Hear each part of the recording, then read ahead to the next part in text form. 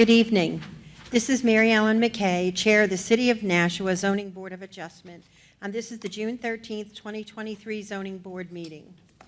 This evening's meeting will be conducted in a hybrid format. The meeting is accessible in person in the third floor auditorium of the Nashua City Hall at 229 Main Street and via Zoom at the link posted in all public meeting agendas. Attendance via telephone is available using the Zoom connection details. Minutes of tonight's meeting, as well as audio and video recordings, will be available later at nashuanh.gov/agenda center, and please select the Zoning Board of Adjustment. If anyone has a problem accessing the meeting, please call 603-589-3056, and they will help you connect. In the event the public is unable to access the meeting via the methods mentioned above, the meeting will be adjourned and rescheduled. The chair is in control of the proceedings and calls upon all who wish to speak in order as their raised hands are observed. The board follows the meeting protocols and procedures identified in its bylaws. The applicant will present their case for 15 minutes, followed by questions by the board. Next, persons wishing to speak in favor or with questions or opposition will be asked to speak for up to 5 minutes. If there are questions or opposition, the applicant will have 5 minutes to present a response. Finally, one and only one person with questions or in opposition will be permitted to speak again before the board deliberates and determines an outcome. A timer is used to manage speaking time. Kate Poirier, our zoning board coordinator, will notify us when 1 minute is remaining and again when the speaker's time has expired. If you are participating by Zoom and wish to speak when public input is requested, please use the raise hand option, which can be found under reactions on a computer or the more menu on a phone. The chair will call you in turn. Please use the lower hand option when you have completed your question or comment. Please mute your microphone until called on to speak. Note that all votes that are taken during this meeting shall be done by roll call. Tonight we will be hearing requests for deviation from the Nashua Zoning Code in the form of applications for special exceptions and/or a variance. A special exception is a request that seeks permission to do something that the zoning ordinance permits only under special circumstances. To grant a special exception, 5 points of law are required to be met. These are outlined in the application and will be summarized in board motions. A variance is a request that seeks permission to do something the ordinance does not permit. Variances also have 5 points of law to be met, different from those for special exceptions. Per the City of Nashua bylaws and State of New Hampshire revised statutes, a minimum of 3 or more affirmative votes are required to approve any application. In addition, this board will hear all scheduled cases if a quorum of 3 voting board members is present at the meeting. Any citizen has the right to contest the decision that this board makes. Should we render a decision that you believe is in error, you have the right to request a rehearing. A written rehearing request must be received by the City of Nashua Planning Department within 30 calendar days from the date of decision. Should this board not grant a rehearing request, you can file an appeal directly to the New Hampshire Superior Court. Please contact Mr. Falk of the Planning Department for more information. For this meeting, we have the following full board members in attendance. Myself, Mary Ellen McKay, the chair, Mr. Rob Shaw, the vice chair, Mr. J.P. Boucher, our clerk, and Mr. Jack Currier is here via Zoom. We also have the following alternate members in attendance, Mr. Jamin Kara and Mr. Josh Neely. In addition to board members, we also have with us Mr. Carter Falk, our deputy planning manager, and Ms. Kate Poirier, our zoning coordinator. We'll start the meeting by taking a roll call attendance.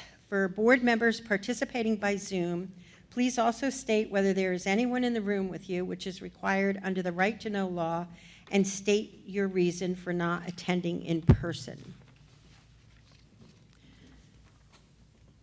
Mr. Neely. Present. Mr. Boucher. Present. Mr. Shaw. Present. Mr. Currier. Present via Zoom. I'm Zoom because I have a pre-planned out of Nashua trip and there's no one in the room with me. Thank you. Mr. Minkara. Present. and myself, Mary Ellen McKay, I'm also present. For this meeting, we only have four, I asked you, Mr. Shaw, correct? Yes. Okay. We have four regular members, and so tonight we will alternate between Mr. Minkara and Mr. Neely voting on each case. And Mr. Neely, you will have case one, and then we'll just alternate.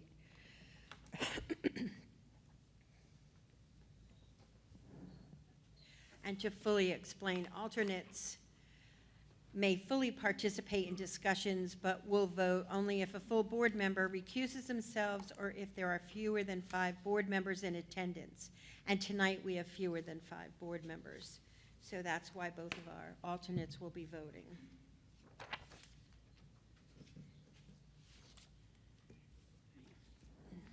Mr. Falk, are there any changes to the agenda? No, there are not. Thank you very much. Oh, and in attendance, Mr. Carter Falk, are you present? I am present.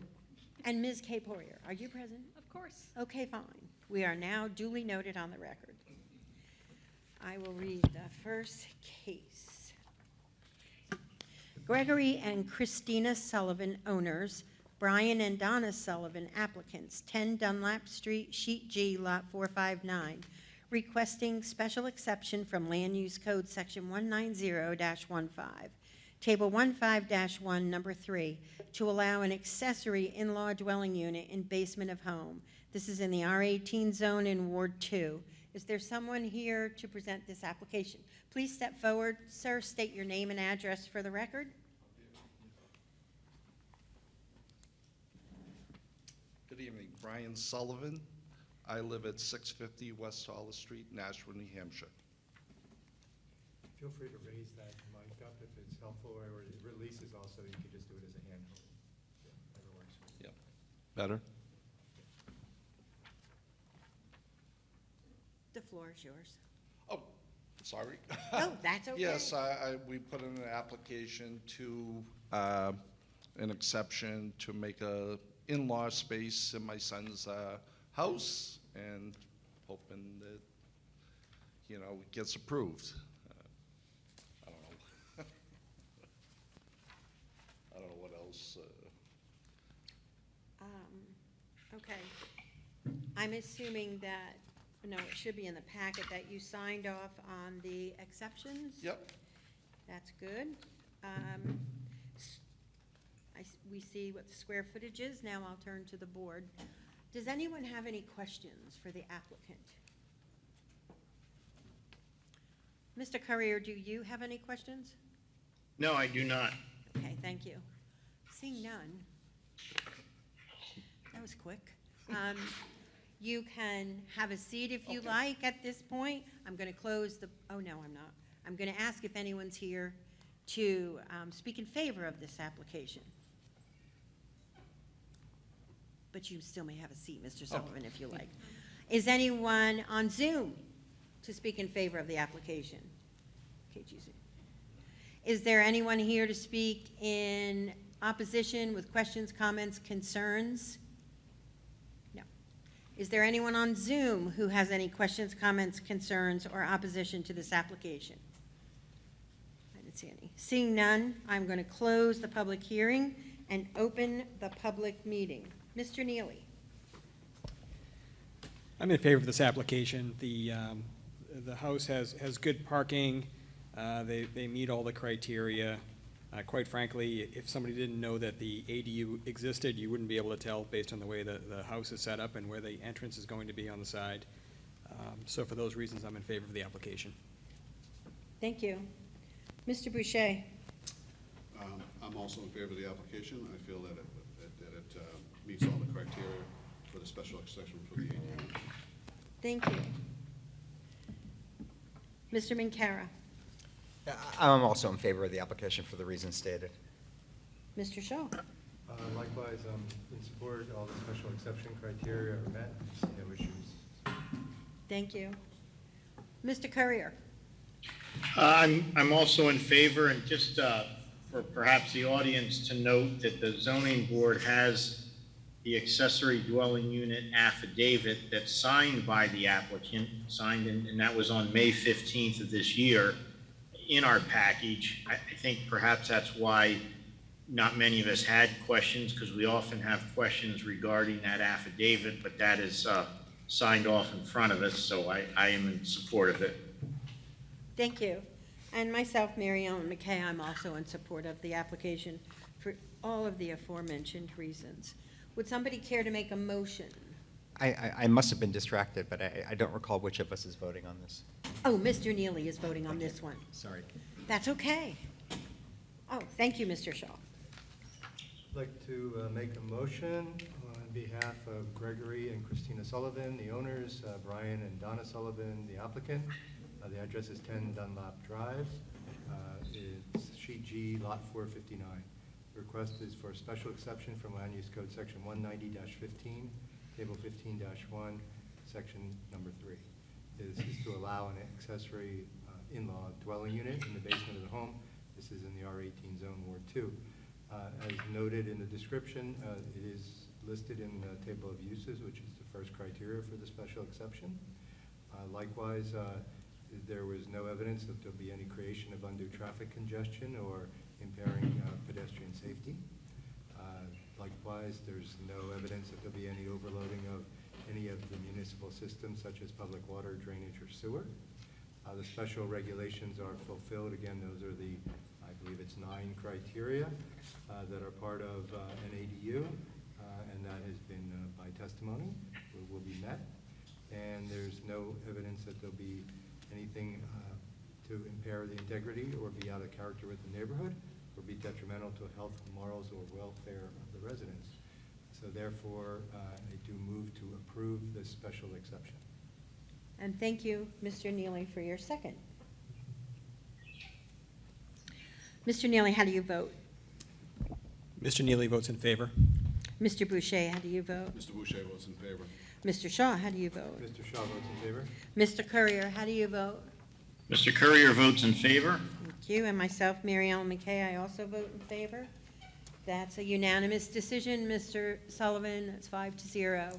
Should you have any questions or concerns, please re-refer back to either Mr. Carter Falk or Ms. Kate Poirier in the planning department, and they will help you. But please also understand that any decision made by this board, anyone can appeal, and they have 30 days with which to do so. But other than that, thank you and congratulations.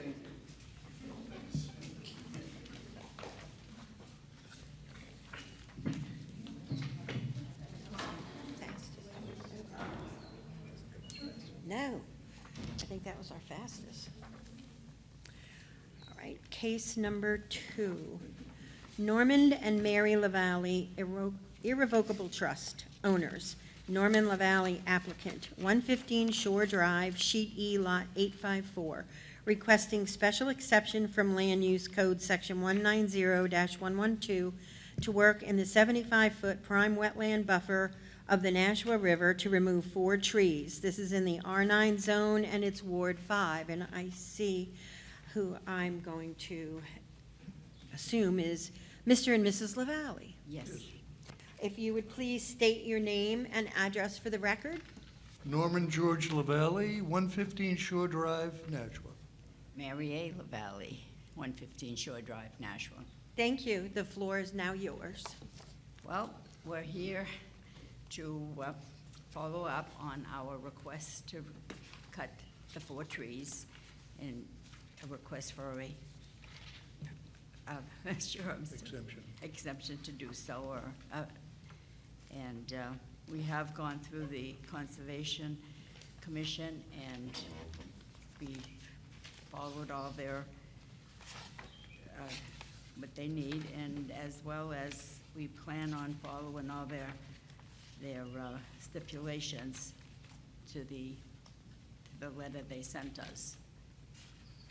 Because at the last meeting, they did do a favorable recommendation, but we had reference for 9 trees, and they had told us that. Reduced it to 4. Reduced it to 4. Yes, the board has a copy of the Concom's letter, so we are aware that they approved it. I did want to ask you you did consent to all of the 9 conditions? Yes, we did. Yes. Okay. 7. I see 7 here, but is there? Unless there's another. Madam Chair, Mr. there's Falk. 9 wetland regulations, but there's 7 Conservation Commission stipulations. So I believe that they agreed to all of them. Okay, fine, thank you. I just want to be clear. Well, He signed off the application. okay. Thanks, that's what I was looking for. All It right. should be in your packages. Yeah, I was looking for that. Mr. Shaw just showed me. Oh, I see, right behind it. Thank you. That's why we have a vice chair. Because the chair sometimes needs the assistance just as well as every one of us do. Do you have anything else to add to your conversation with us? Not at this time. Not at this time, no. Okay, fine, then I'm going to ask. We Oh, requested 9 trees to be cut, and 4 have been approved. And I was wondering if we can come back at a later date and have the board or someone reevaluate to see if we can cut some more trees later. They are within 40 feet of the house. Mr. Falk, They could, as long as they go back to the Conservation Commission and receive approval Right. for those other 5 trees or however many other trees, you have to come back to this board. Thank you. They okay, could- so they would have to file a whole new application and go through the process Right. completely from A to Z again. That's correct. Maybe after they take down the 4 trees and the Concom sees how the property is, maybe they can come back for more. Okay, I would, if you have questions as you're taking care of the first initial part of your project, please give Mr. Falk a call. Him or Ms. Poirier can walk you through what you need to do. Does anyone on the board, Mr. Shaw? It's like probably more curiosity, or just, have the 4 of the 9 that you wanted, have the 4 been selected of the 9 that were proposed? 2 definitely have been selected, and the other 2, I think we were going to leave it to the arborist Okay, to judge, because he does have 2 or 3 other options I see. that they can pick, but they're all within the same distance from the Right. house. Yeah, it looks like it's very much the same. Yeah, so, it's Yeah, right across. okay, thank you. Mr. Neely? Good evening. So after reading all the Conservation Commission minutes, is it safe to say that the root cause of this request is concerns about safety of the house from falling trees and branches? And really it's a safety issue, that's why you're here? Right, and they are losing a lot of big branches, and some of the branches stay up on top of the lower branches, which is the hazard. We're afraid someone is gonna get hurt eventually. And a lot of the trees are facing towards our neighbor's house, and I really don't feel like I would like to see our neighbors have to go through the expense of having their house fixed and whatnot, so. But we just would like, it's just a bad situation with all the, every time we turn around, we're having somebody come and clear the brush, branches, and it's just like it's an accident waiting to happen, some of them. So we just want to clear them. We have a lot of trees left there. Oh, yeah. We have lots of trees, but we're just interested in those pines. They're so big, and they are, losing branches all the time. If the weather is so bad and the wind comes up off the hill, off the river and up the hill, and it's dangerous. When we And- bought the house 30 years ago, the trees were pretty comfortable sized. We thought they were beautiful. 30 years later, they're humongous pines. I didn't realize they grew that fast. Yeah. They're the size of this table now. So, but I guess that's it. Yep. Does anyone else have any questions? Mr. Courier, do you have any questions?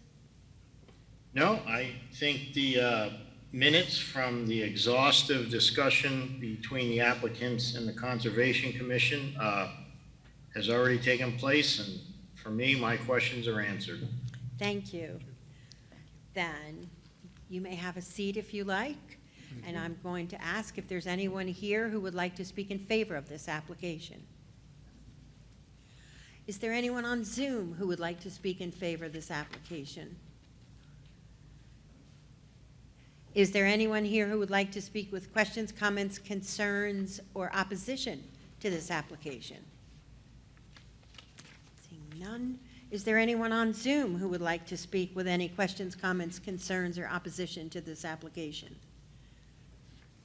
I don't see any. Seeing none, I'm going to close the public hearing and open the public meeting, and Mr. Minkara, you will be voting on this case. Mr. Boucher. I support the application in full. The packet was very complete. We have the affidavit signed off. We have the minutes from the Concon meeting. Again, I think it's pretty straightforward, and we understand the reasons why the applicant is searching to do this. So I fully support the application as it stands. Thank you. Mr. Minkara. I agree. I also support the application. I mean, it's pretty straightforward. The trees, do appear to be a hazard, and we have support of the Conservation Commission. Thank you. Mr. Shaw. I'm likewise in support, and the criteria have been met, and so yeah. I'm good. Thank you. Mr. Courier. I'm also in support of the application. I'd just like to throw in that, to highlight that this is an older property, and all these properties along Shore Drive were developed before the wetlands criteria came into play, and thus you have this kind of sticky situation when vegetation grows. And just throwing out that observation, but I'm in support of it for the reasons already stated. Thank you. Mr. Neely. I'm in support of the application for the reasons stated by my colleagues. Thank you. And myself, Mary Ellen McKay, I'm also in support of the application for all the aforementioned reasons. And pine trees really do grow big. I know, we had to take a few down ourselves. They're huge. Would somebody care to make a motion? Oh, I was thinking Mr. Minkara was getting ready. I think Mr. Shaw's hand went up. Mr. I Shaw was can I was hand. waiting. Yeah, we were both waiting for you. Thank you, Mr. Shaw. Certainly. I'd like to make a motion on behalf of Norman and Mary LaValle Irrevocable Trust. The applicant is Norman LaValle. The address is 115 Shore Drive, Sheet E, Lot 854. The request is for a special exception from Land Use Code Section 190-112 to work in the 75-foot prime wetland buffer of the Nashua River to remove 4 trees. This is in the R9 zone, Ward 5. Again, this is listed in the table of uses as just noted in the description. This activity will not create undue traffic congestion or unduly impair pedestrian safety. It will not overload public water, drainage, sewer, or any other municipal system. The special regulations are fulfilled, which are the 9 wetland special conditions criteria. And it will not impair the integrity or be out of character with the neighborhood or be detrimental to health, morals, or welfare of residents. We'd also like to note that the stipulations of the Conservation Commission's May 3rd, 2023 letter identifying 7 specific stipulations has been agreed to by the applicant and will be part of this approval, proposed approval. So therefore, I move to, again, the motion is for approval of the special exception. Thank you. Second. Thank you, Mr. Minkara. Mr. Boucher, how do you vote? Mr. Boucher votes in favor. Mr. Minkara, how do you vote? Mr. Minkara votes in favor. Mr. Shaw, how do you vote? Shaw votes in favor. Mr. Courier, how do you vote? Mr. Courier votes in favor. And myself, Mary Ellen McKay, I also vote in favor. Congratulations, Mr. and Mrs. LaValle, your special exception has been granted. As we will state all evening, any person has the option to appeal any decision made by this board, and they have 30 days with which to do so. Should you have any questions, any concerns, please refer back to either Mr. Carter Falk or Ms. Kate Poirier in the Planning Department. Other than that, thank you very much for your presentation, and congratulations.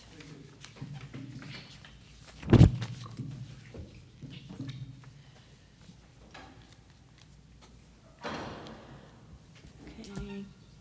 Case number 3, Joshua and Haley Klein, owners, Haley Klein applicant, 79 East Stark Street, sheet 47, lot 302, requesting special exception from Land Use Code Section 190-36B and 190-47B for a major home occupation for an in-home child care facility for up to 6 children. This is in the RA zone in Ward 3. Is there somebody here to present this application? Please step forward and state your name and address for the record.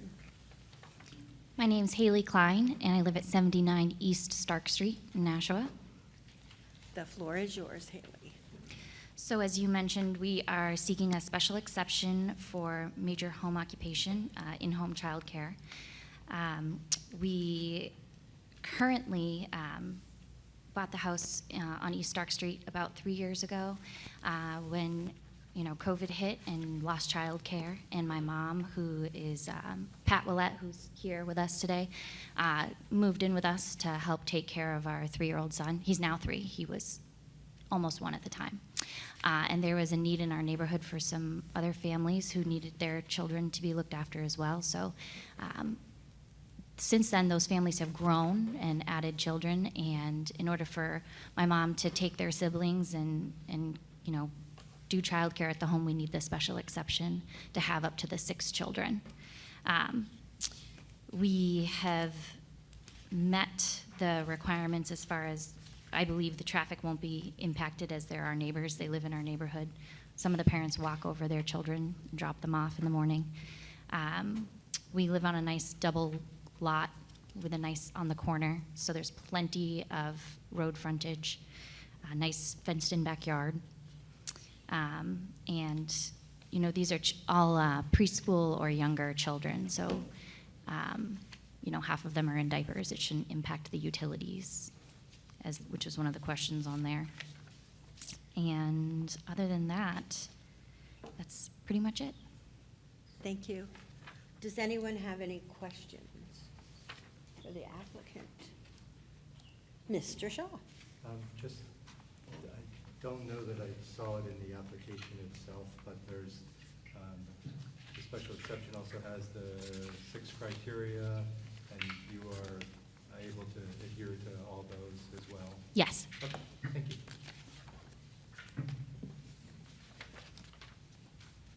And Mr. Courier, no questions?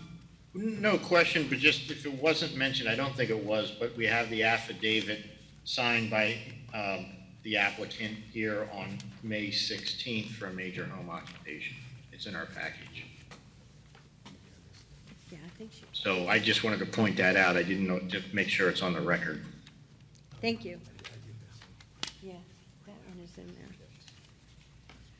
Thank you. We have some letters here in support of your, yeah. Unless, is there someone here first who would like to speak in favor of this application? Please step forward and state your name and address for the record. Hi, I'm Kayla McEwen. I live at 4 Edson Street in Nashua, just around the corner. My daughter has been going to Haley's home and with Miss Pat since December of 2020, and we absolutely love her and would be lost without her. It was really hard moving from Boston here during COVID, trying to find childcare, and to find, when buying our home, that someone in our neighborhood was able to watch my child and someone I trust. has been invaluable. Our family has since grown. My son was born last May, and I've been able to stay home with him, and we have other childcare, but it would be wonderful for us to be able to have him also in Miss Pat's care. And we walk there every morning, and I walk there for pickup, so it works really great for us. Like the traffic, Healy said, isn't impacted in that sense. And we're just really grateful to have them in our neighborhood and in our lives. And I'm just really hoping that you all will consider this special exception to really support families. The need for childcare is still really difficult out there. So it's been a blessing. So I think that's all. Thank you. Is there anyone else here? Please step forward and state your name and address for the record. Hi, my name is Liz Aleo. I live at 6 Farley Street.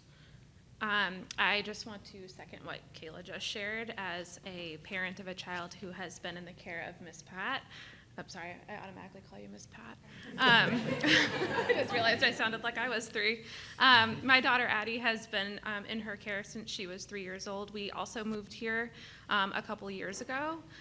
And similar to what Kayla shared, it was extremely difficult to find childcare at the time, just kind of due to the state of the world and the pandemic. It was something that caused a lot of stress. And you know what we have found with Miss Pat and Haley and Josh and their family is really a nice community of other parents in this area, in this neighborhood. And you know, in addition to being affordable for us, it's also been extremely flexible. I'm an educator. I work early hours. And so just having this option has been extremely helpful to our family. They're an asset to the community. They truly are. And I just hope that you consider this exception for them. We would all really much appreciate it. Thank you. Thank you. Is there anyone else here who would like to speak in favor of this application? Please step forward and state your name and address for the record. Hi, my name is Michelle Germain. I live at 73 Atherton Ave. I live roughly 3 houses away from Haley and Josh and Pat, and my daughter has been attending daycare at their home for almost 2 years now. And they've really been an invaluable resource. Not only is it convenient, I can walk to and from, but they've really become, you know, kind of an extended part of our family, having them directly in the neighborhood. You know, we really enjoy, you know, the location, having them a part of our, you know, care every single day. So I think it's a, you know, important part in, you know, the availability of childcare. We definitely had a hard time finding a spot for my daughter prior to us knowing about Haley and Josh having the daycare within their home. So really having them there has been an invaluable resource to us. So I hope that you really take that into consideration. And I definitely echo all of the sentiments that have been said here tonight. Thank you. Thank you. Is there anyone else? Please step forward and state your name for the record. Good evening, everyone. How are you? My name is Melissa Corelli. I live at 69 Avon Drive in Nashua. So now we've surrounded the whole street, I think. My husband and I moved in 2016 to Avon Drive. And what we noticed about the area was that it was obviously a lot of older folks who were then starting to either move out of the neighborhood for their own care. And what we saw, or what we're beginning to see, is more and more families, which is really lovely to see. I myself do not have any children, but do have a minor in early childhood education. I know how important it is to have somebody to trust your children with. And Haley and Pat and Josh are those people. And it's really nice to see that the neighborhood doesn't have to go 25 minutes out of their way or be overly charged to get some care for their children in the neighborhood. So it's just lovely to see that. So I hope that you will take into consideration this application that they've applied for, because it really is an asset to the neighborhood and the city of Nashua. Sorry. Thank you. Thank you. Is there anyone else here who would like to speak in favor of this application? Wow, okay. I expected everybody to get up at this point. Is there anyone on Zoom who would like to speak in favor of this application? No. And we have some letters here. Also, in favor of this application. We have one from Bob and Kathy Mook. We are neighbors directly across the street from Josh and Haley Klein at 79 East Stark Street and have no issues with them conducting a small in-home childcare service in the past and see no problems with it continuing in the future. We have one from Mr. and Mrs. Joseph Pellegrino. My name is Joe Pellegrino, and my family lives at 101 Atherton Avenue, across the street from Joshua and Haley Klein. Since they have moved into the neighborhood, my wife and I have had no issues with any activities at their residence. The daycare they have appears to be very beneficial to others in our area, and it is nice to see that some of the families even have the convenience of walking to drop off their children. For those families that come by car, the stops are brief, unobtrusive, and add little to the regular daily traffic that we see. We have no opposition to this special exception application. Please feel free to contact with me with any questions, as I will not be able to attend the hearing in person or by Zoom as scheduled. And then we have a withdrawal of an opposition. Thank you for, he speaks to Ms. Kate Poirier. Thank you for replying to my email.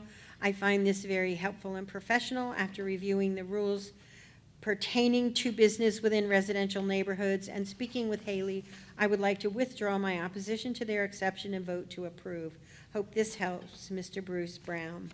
And he's at 89 Atherton Avenue. We have, now, is there anyone here who would like to speak with questions, comments, concerns, or opposition to this application? Seeing none, I'm going to check on Zoom. Is there anyone on Zoom who would like to speak with questions, comments, concerns, or opposition to this application? I don't see any. Therefore, I'm going to close the public hearing and open the public meeting. Mr. Minkara.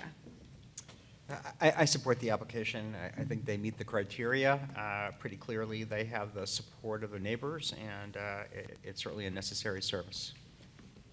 Thank you. Mr. Shaw. Yes, I support it. I think it's clearly the criteria is met.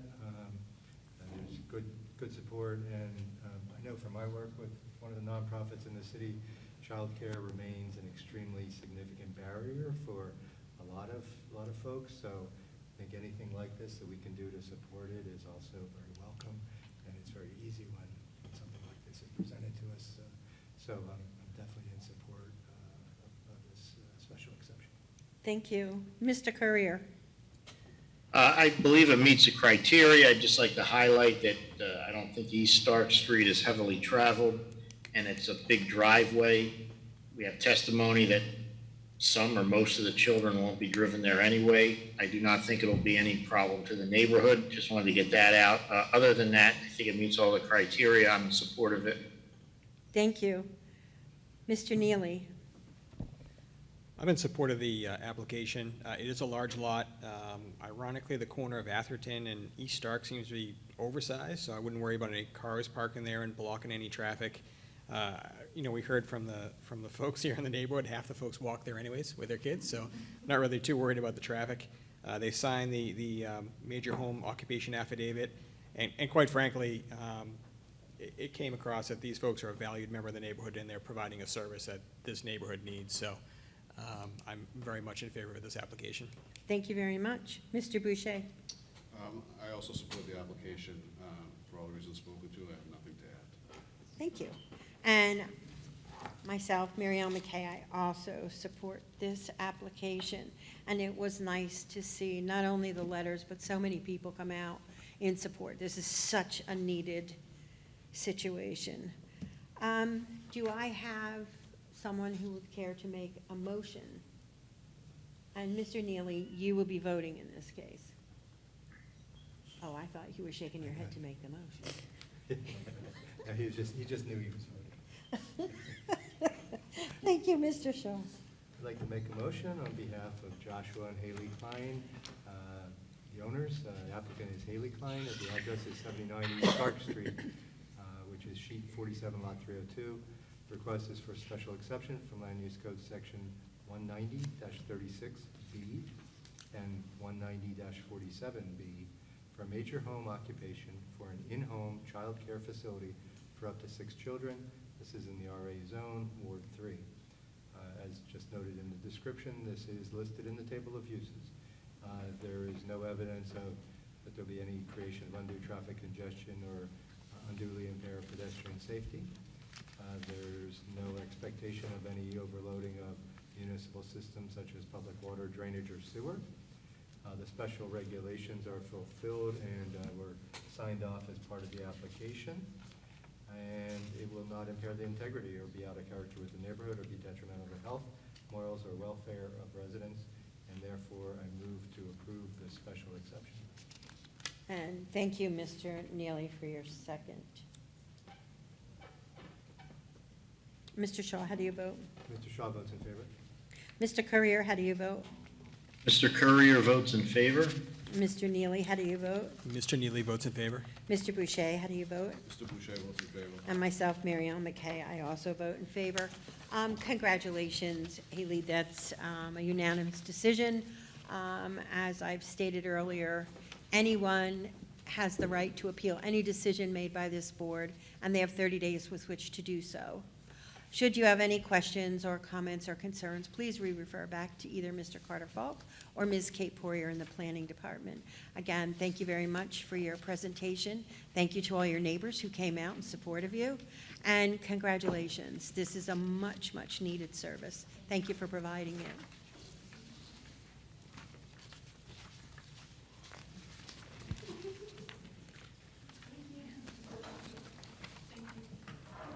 Good night. Okay. Half our room just left. All right, case number 4. Andrew and Kayla Kukos, I hope I've said that right. 1 Edwards Avenue, sheet 120, lot 44, requesting the following. Special exception from Land Use Code Section 190-15, Table 15-1, Number 3, to allow an accessory in-law dwelling unit in the basement, and 2, a variance from Land Use Code Section 190-32B1 to exceed maximum size of accessory dwelling unit, 750 square feet allowed, 1,105 square feet proposed. This is in the RA zone in Ward 6. And if you will step up to present the application and state your name and address for the record, please. Yes, hello, good evening. My name is Andrew J. Kukos of 1 Edwards Ave, Nashua, New Hampshire. So my wife, Kayla, is here tonight, and we're applying for the special exception and the variance.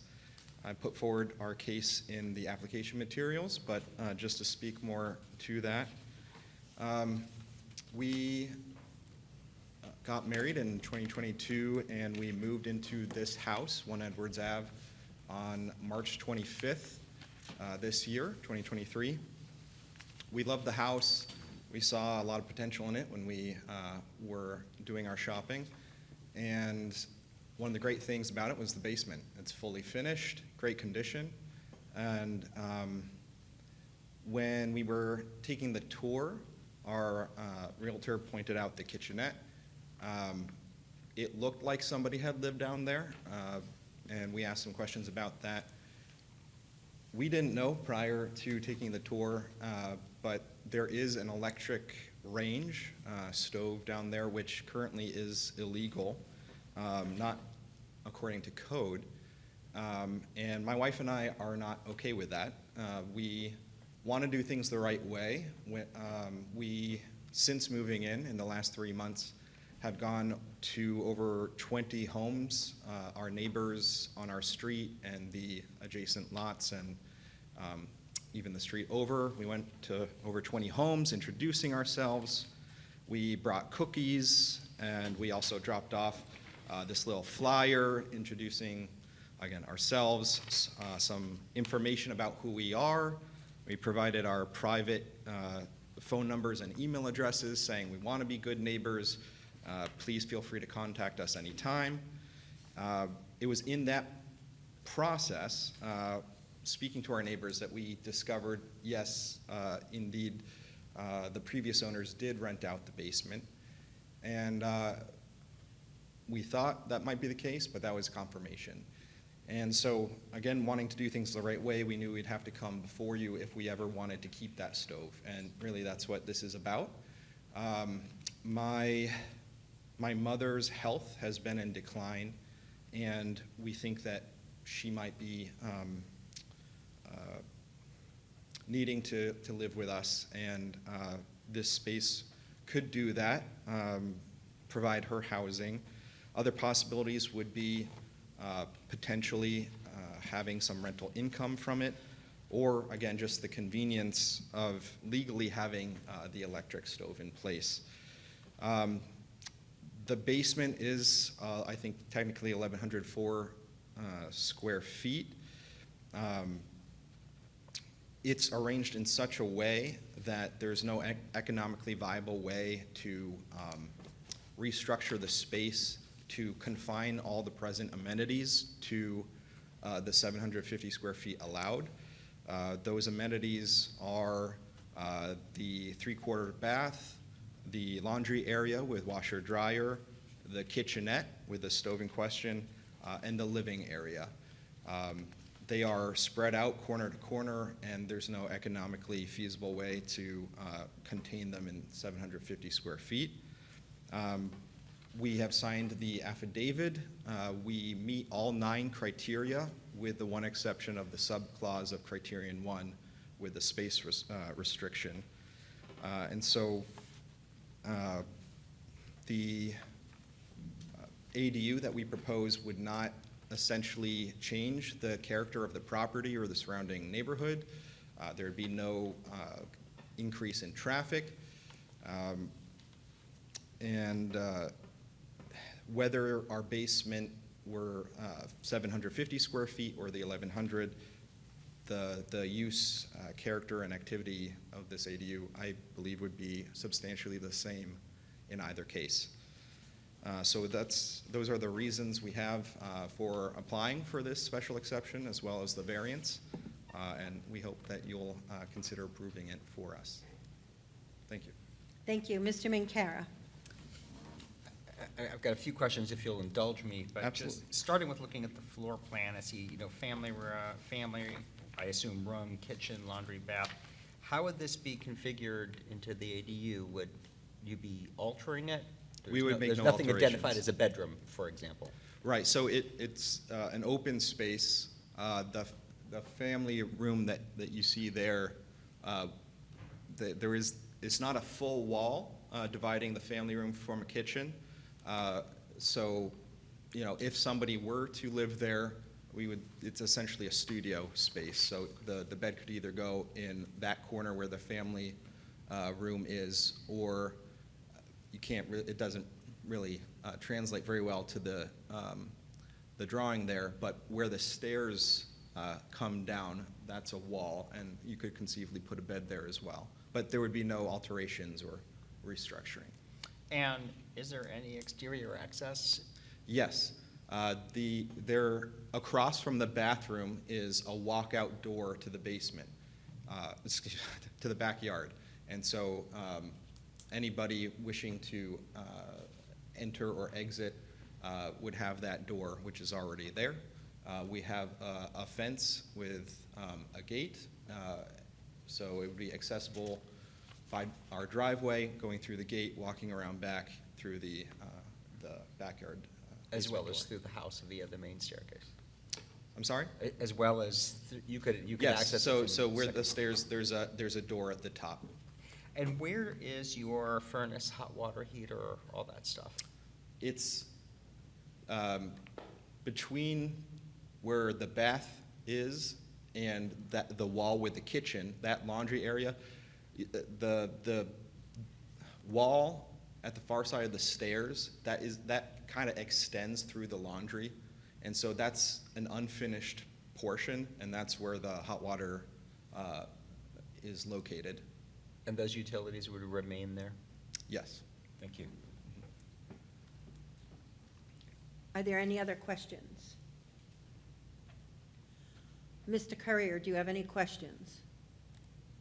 No, my only question was asked by Mr. Minkara, just to have that, is the situation of the bedroom, but that's already been discussed, so I don't have any other questions. Thank you. And I don't have any questions, so we'll see. Is there anybody, you may have a seat if you like. Thank you. Is there anyone here who would like to speak in favor of this application? Is there anyone on Zoom who would like to speak in favor of this application? Is there anyone here who would like to speak with questions, comments, concerns, or opposition to this application? None.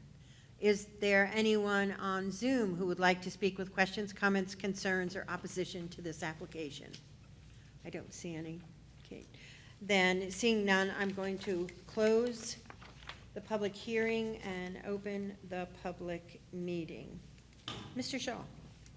I'm in support of both the special exception and the area variance. I think, appreciate that the applicant is trying to take care of getting this corrected and make this, proper and legal.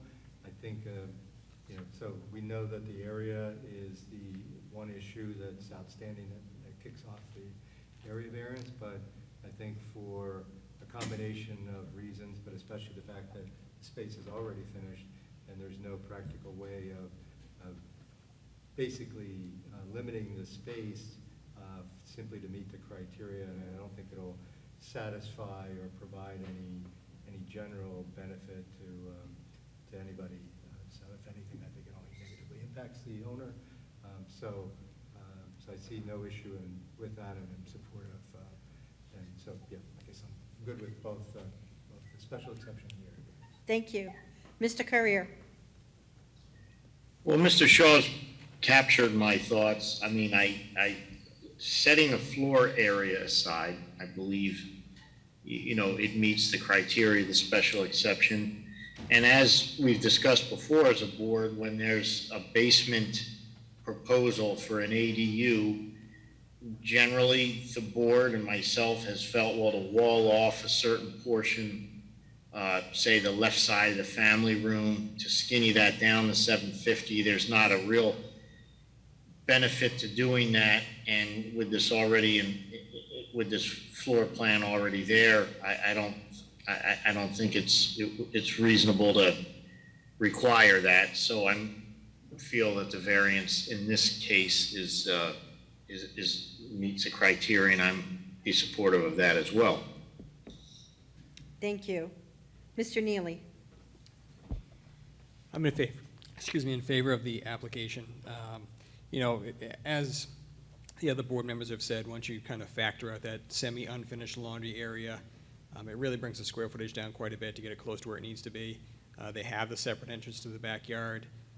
I certainly appreciate what the applicant is doing, trying to bring it back into compliance. Parking's not an issue. They have a good-sized driveway. It looks like a garage they're using for vehicles, so that won't be an issue. They've signed the affidavit. Quite frankly, they've done everything that they possibly could have done as an applicant, so I am in favor of the special exception and the variance. Thank you. Mr. Boucher. I'm also in favor of the application for the reasons spoken to, and especially, again, as Mr. Curry spoke to, we've had other applications where sometimes in a space of just, there's no value in walling off a section of the space. So, and again, in the basement, again, I think typical of what we're familiar with, but again, every case is different. But again, I judge this case compared to the rest of the home, I believe that it falls within the criteria, and I'll support both of the motions. Thank you. Mr. Minkara. And Mr. Minkara, to remind you, you will be voting on this case.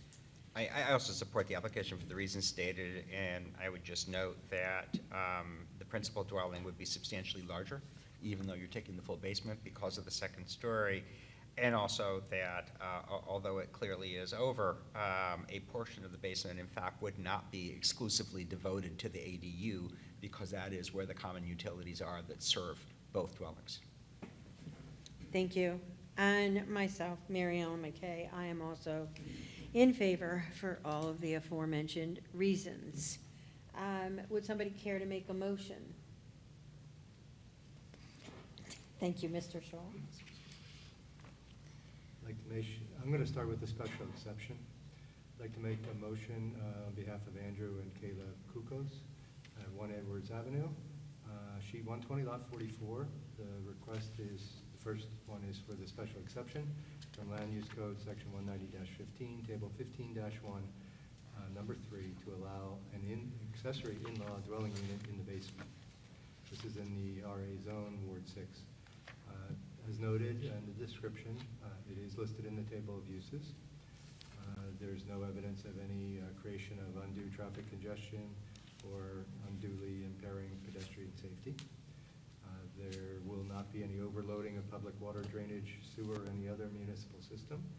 The special regulations are fulfilled by testimony, with the exception of the first item, which does potentially require a variance to be approved, which we will take up following this motion, assuming there is approval. And it will not impair the integrity or be out of character with the neighborhood or be detrimental to the health, morals, or welfare of residents. So again, therefore, I move to approve the special exception with the notation that it will require the area variance to meet criteria.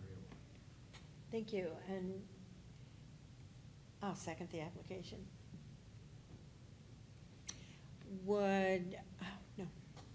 And we're doing this just on the special exception. Mr. Shaw, how do you vote? Mr. Shaw votes in favor. Mr. Courier, how do you vote? Mr. Courier votes in favor of the special exception.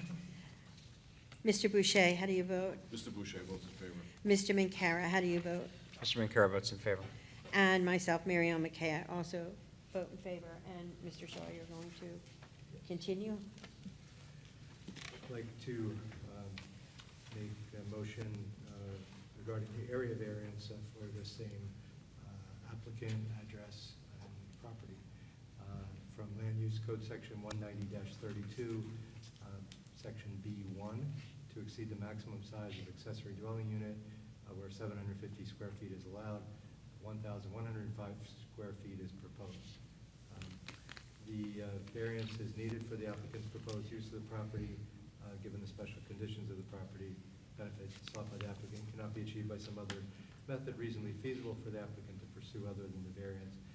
It was noted that this applicant has only very recently purchased the property and became aware of what is basically a non-compliance that had been in existence prior to their occupation of the property, that by approving the ADU, which we do have in the special exception, the space has already been finished out, again, from the previous use.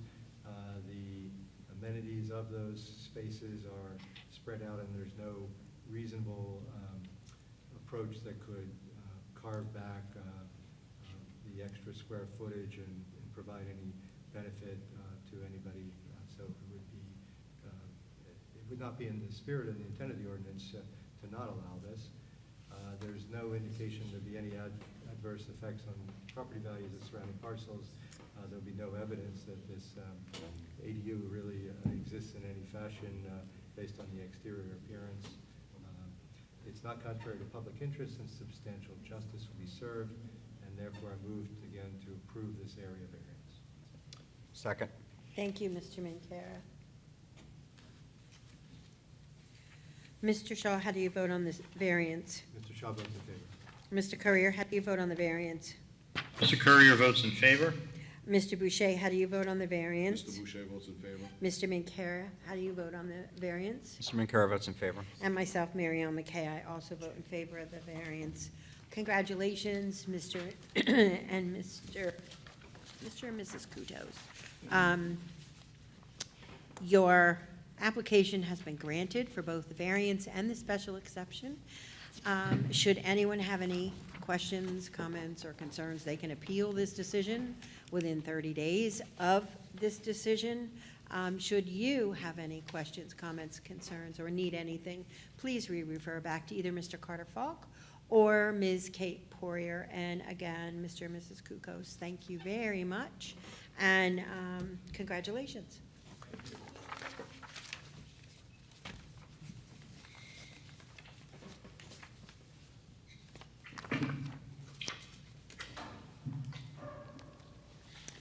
Case number 5.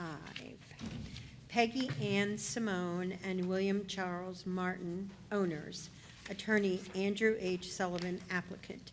904 West Hollis Street, Sheet D, Lot 341, requesting the following. Variance from Land Use Code Section 190-16, Table 16-3, to encroach 14 feet into the 20-foot required front yard setback to maintain an existing front porch.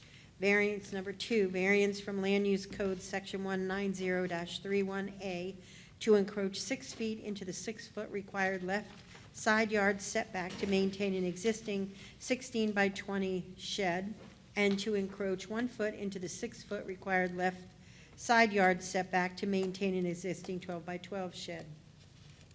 3, special exception from Land Use Code Section 190-15, Table 15-1, Number 3, to allow an accessory in-law dwelling unit above existing garage. And 4, variance from Land Use Code Section 190-32B1 to exceed maximum size of accessory dwelling unit, 750 square feet allowed, 1,472 square feet proposed.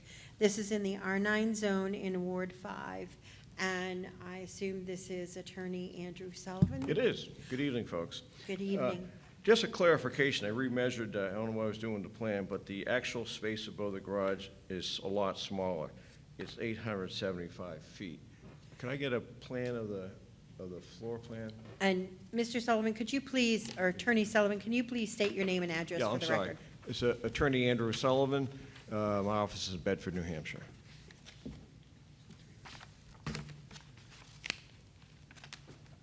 That's the site plan. How about the floor plan?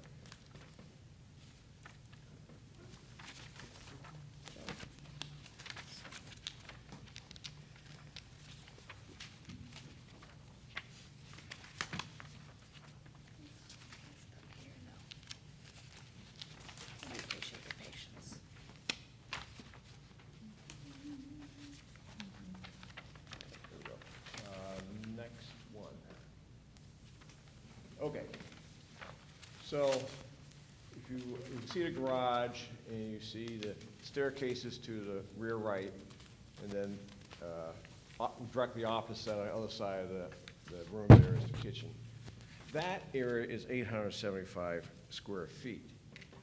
We call it the tower room, is the hallway going from that ADU to the bathroom, okay? That happens to be approximately 103 square feet, and then the bathroom itself, which is shared with the main house, is 93.5 feet. So arguably, the usage of the ADU is either 172, which would be incorporate the space above the garage, the hallway, and the full bathroom, or knock off 47 feet because of sharing the bathroom with the main house. So it's between 124 and 172, depending on how you characterize the encompassment of the bathroom with the ADU. But the actual space above the garage is 875 square feet. Well, obviously, a bathroom is needed, and to get to the bathroom, you walk across the hallway, the tower hallway. That, by the way, is the second access. The first access into the ADU is the staircase in the rear right. The second access is through the house, which is, in effect, through the bathroom.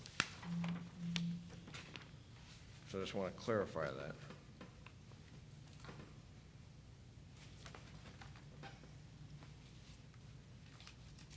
Set? And Mr. Falk, I have a question.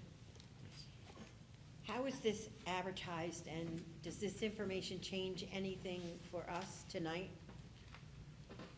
Well, it's a lot lesser of a number. So the applicant can keep proceeding with his application, because it is less. If it was more, they'd have to re-advertise it.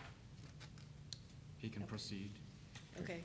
I just wanted to clarify, because I Okay. didn't know the answer. Sure. So I just want to clarify that so as we go forward. So I'll get back to the first thing that was up there was the site plan.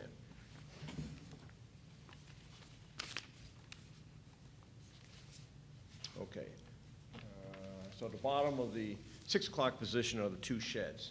There's a third shed, small shed you see. That's not on this property. That's the neighbor's property. But the big shed and the little shed, they were there. So Mrs. Simone bought this house a little less than 2 years ago. Everything was been in place. So for the garage, the sheds, the layout of the house, the outside, it was all there, okay? There's parking for over 6 cars. The front porch and that little bump out there, that was there, the sheds were there. Nothing has been added, nothing has been taken away. It's just there. They bought it. In that house is her son, and his daughter, wife, and her daughter, and who was in the ADU with her son. Okay, so it's a big family, it's a big house. But they want the ADU to have a little bit more separation. When they bought it, it was implied that it already was an ADU. It was also implied that everything was done up to code, and come to find out, it's not. So this is another situation where they're in a rock and a hard place, depending on how this becomes approved as either an ADU or not, depends on how much money they're gonna have to spend to correct the things. For example, you can't have a second kitchen in the house. That would have to be ripped out. There'd be a lot of deconstructive if this ADU is not granted, and quite frankly, they don't have the money for it. They were misrepresented. They bought the house because they wanted to have it as, it was already being used as a rental. When they bought the house, they thought it was okay.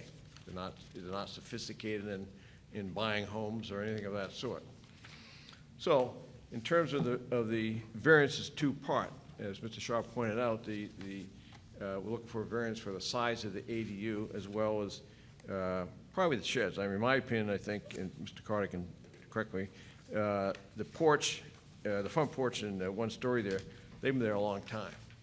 Okay, the sheds, who knows how long they've been there. They certainly predate this ownership. The house is on a big lot. The driveway supports easily 6 cars plus there's 1 bay underneath. It's been there for a long, long time. It's not going to affect anybody. There's a manufactured home park across the street. If you look at the aerial in the package, you'll see that the lot on the southwest side, the house is further on its opposite side. There's a wetland and there's a lot of trees. In effect, there's a huge amount of treed area there.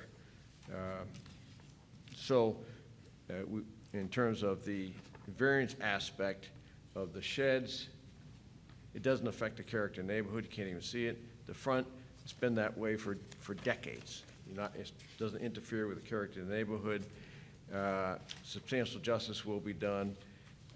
And I've said on all the criteria, and there's a hardship. If this wasn't allowed, they'd be taking down something that's been there for decades, and they don't have money for it. The same thing with the sheds. They're too big to move. In terms of the ADU, again, the way the configuration of the garage, second floor is, you'd have to chop it and just have a useless room somehow to make it fit with the 750. But it's not going to have any more people, not going to have any more burden of use, city water, city sewer. It's not going to have any impact on the neighborhood. In fact, you can't even tell because it looks the same. It will look the same either way. In terms of, my packet lays out all the criteria. But again, it's a 0.415 acre lot. It's got 150 feet of frontage when only 75 feet is required. It meets all the dimensional criteria except for that frontage and the shed. Instead of 1,550 square feet above the garage, 875 square feet, and it shares the use of that bathroom, which is 93.5 square feet. So, are they using 47 of it, or are they using I don't know. It's kind of a metaphysical question. Again, the ADU is accessible from the outside by the staircase, accessible by the inside through the bathroom, the main house. You're walking across the tower room. I'm not going to repeat all the analysis I've done for the variance criteria or the special assessments. The affidavit is signed. I make a note because I make note that the 750 is going to be contingent on the variance. So again, we have a situation where they bought the house. They were led to believe it was illegal. Everything was legal in there. Come to find out it's not. Not only that, they're going to have to do some work to make various aspects of it code compliant on the building department side of it, okay? They have a big family, but they're all adults, they all have their families, and they really need the ADU for sanity and space. Other than the square footage, it meets the criteria. I know it's a bit funky to have access through the bathroom, but I don't see anything in any ordinance I've looked around that prohibits that. It's access through the house, through the main house. So we have the two access points, the staircase and the access through the main house. And again, it's something the family really needs. And if they'd known about it ahead of time, who knows if they would have bought it, but now they can't sell it and buy something else. This fits their needs. So I'm open for questions. Does Mr. Boucher? Can you just go over again your square footage calculations? Sure. So 875 for the garage is the garage second floor is 875. It's 25 by 35 feet. Okay. Based on the floor plan submitted, the tower room is 103.5 square feet. 103. And the bathroom is 93.5. So if you add all those up together, it's 1,072 square feet.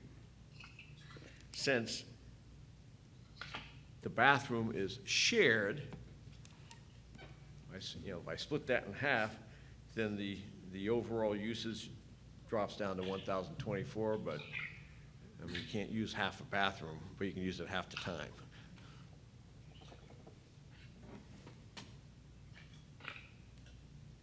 Oh, you may follow up, and then Mr. Mancara. So a question for Mr. Falk.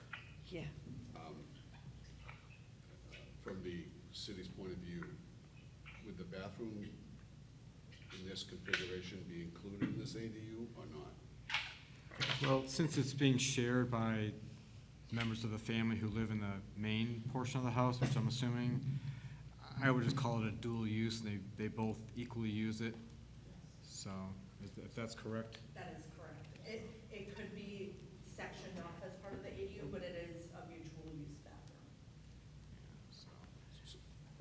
So I guess can be the locked.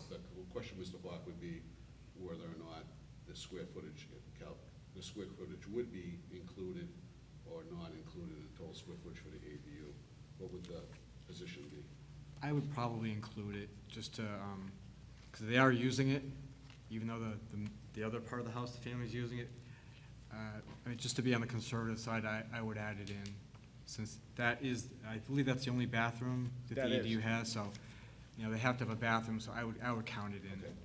Thank you for that clarification. You're welcome. And in that regard, it would total to 1,072 square feet, because they have to include the hallway to get to it.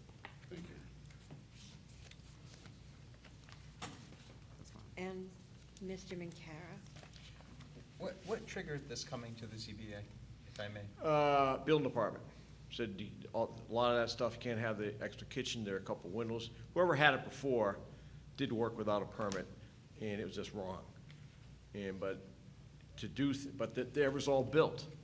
So we're trying to figure out a way to resolve this, to make it code compliant, which some work is gonna have to be done no matter what. But to keep the kitchen the way it is, it would be too expensive to rip that out and just have that, what would be a big room. And plus, Lisa, the daughter, is there, she really feels for her family to have a separate unit. But it was kicked off because, I don't know exactly how the town found out about it, but they did, we've had it inspected, and they're gonna comply with whatever the town wants to do, but depending on how this vote goes, it's one direction or another direction. Thank you. Mr. Shaw? It's actually a question for staff, but I think the applicant had noted this, but then I didn't see it in the description, and I'm assuming the encroachment of the, what looks like probably the original dwelling into the setback is not actually being addressed through the variance request, because we would consider that to have been grandfathered. Was that the kind of the way this was viewed? That's correct, Mr. Shaw. The front porch, I've driven by this property for 25 years. I know there's been a lot of building permits, a lot of building activity and construction going on. It always looks the same to me, except it's this new window, a new door, new siding, new roof. So I don't even know why they really even applied for the front porch variance. Even the sheds have been there. As far as all of our records go, all of our pictometry pictures, our GIS pictures go back, and they were always there. So I believe they've been there for quite some time. There have not been any code enforcement actions to address those. So, it's nice that they applied for them. We'd rather address everything in one fell swoop than have something come back against us. Yeah, so they just wanted to apply for them, so we added them in the advertisement, even though there was no action on the city's part to do so. Okay, yeah, my main just specific thing was like that front corner of the house. Right. Wasn't included in the description, and I assumed that, even though the applicant had it, and I just assumed the city views that part as definitely grandfathered, so. I would say so, you're right. Okay, thank you. That's all I have. Okay. And, Mr. Carter, I have a question on the bathroom. An ADU is a standalone, correct? It could be a separate Yep. bathroom, there isn't. Mr. Falk? Okay, so, Kate, can you bring up the picture that shows the bathroom? I believe this is it. No, Oh, this is the second first floor. floor. Okay. That's right there. So, above the garage, I don't know if you can see this, above the garage is the ADU, that's the 875. There's that little tower room. They have to use that to get to the bathroom. The bathroom is there, so it's kind of like an odd shape. It's part of like another part of the house. But, we would add all the room above the garage, that tower room and the bathroom, that is what we would consider the ADU. I'm not sure if that answered your question, but that's what we would consider the ADU, the total 1,072 square feet. Okay. And again, that's the only way to meet the criteria of access to the main house as well.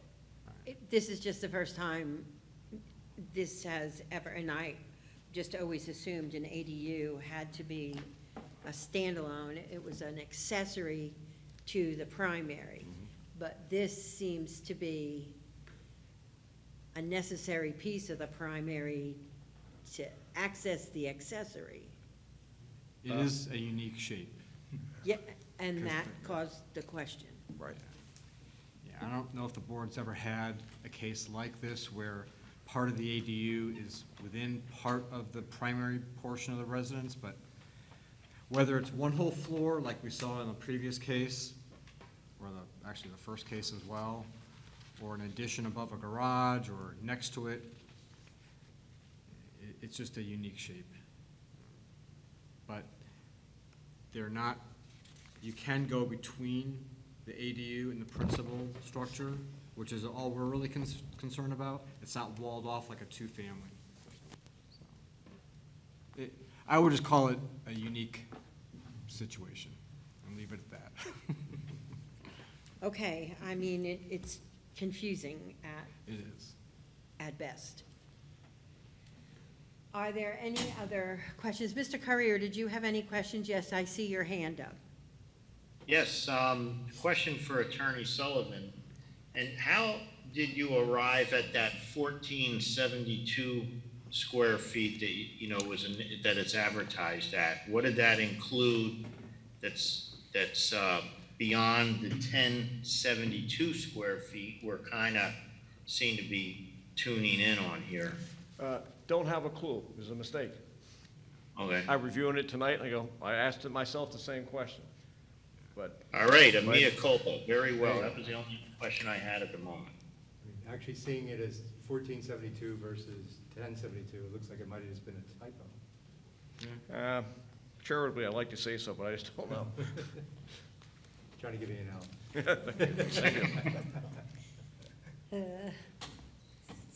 That's what we're here for. We try to help. Are there any other questions? Okay, seeing none. Is there anyone here who would like to speak in favor of this application? Is there anyone on Zoom who would like to speak in favor of this application? Is there anyone here with questions, comments, concerns, or opposition to this application? Is there anyone on Zoom with questions, comments, or concerns about this application? You see a raised hand? Oh, I do. Two of them. Okay. I think I saw Michelle Sayers Michelle's and Jeff first. Whitman. Michelle is first. Then Michelle, would you please state your name and address for the record?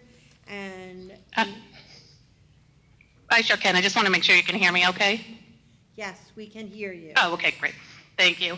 My name is Michelle Sayers. I live at 3 Yorkway Drive, so I'm on the back corner of the property. And I just have, I actually just have a couple of questions because I have some concerns.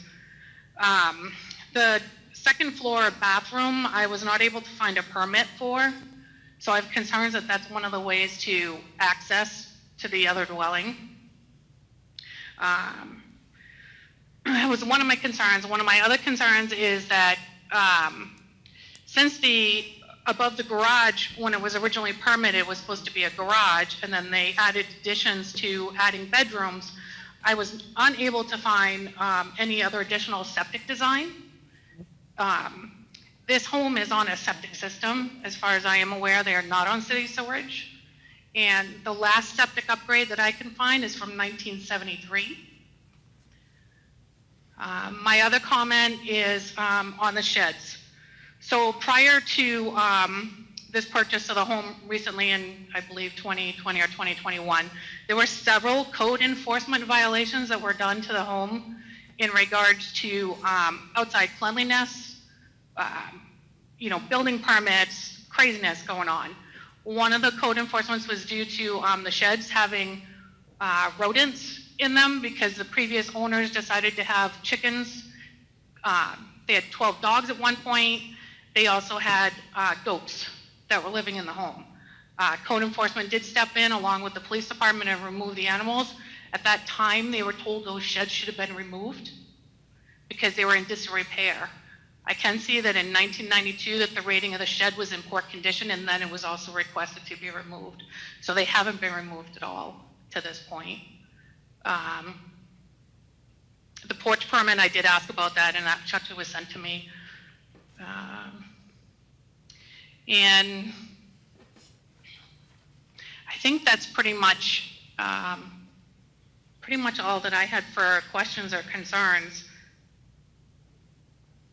And like I said, the additional septic design, if we're adding this many people to what was originally a 2-bedroom, 1-bath house, and I can tell you that there was a 3-season porch on the front that was enclosed, and the 1 bathroom was on the main floor. There was no second bathroom. And I can't seem to find any building permits in regards to any of that.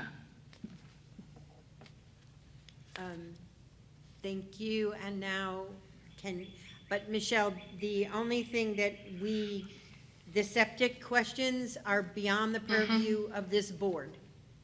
Right, so I asked that when I did call the DHES, and they did tell me in order to be having a variance granted or bedrooms put above before a permit would have been granted, they would need to have septic designs done and septic system go through the state. Because the original permit was for a garage, there would have been no permits given for a septic system or requirement. So now that we're going to be adding a variance to the top, shouldn't that be one of the requirements? I think it's still beyond our purview, but I'm going to speak with Mr. Falk.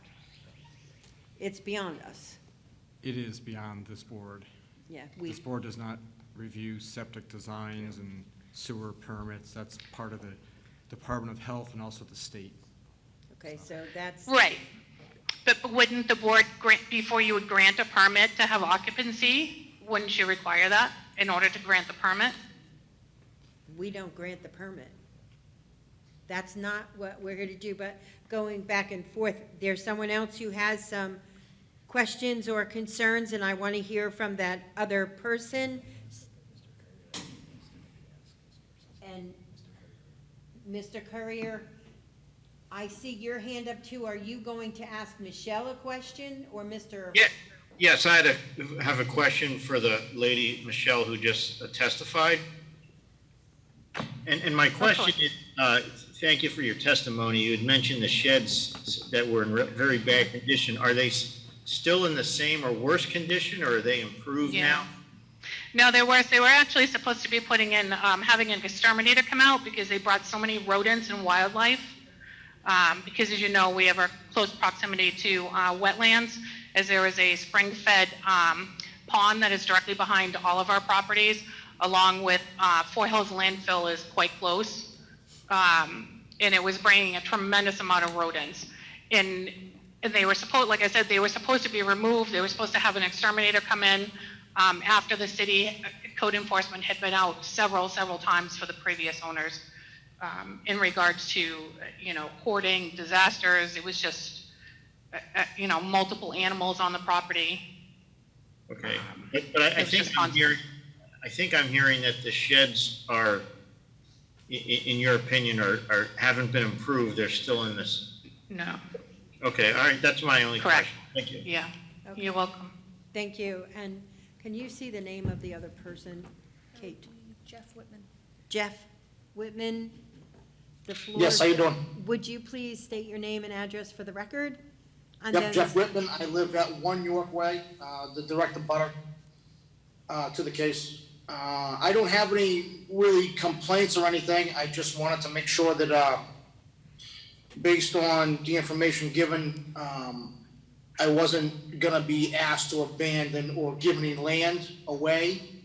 I don't have any issues with the way things are. Those sheds have been there since I bought, which I believe was about 18 years ago.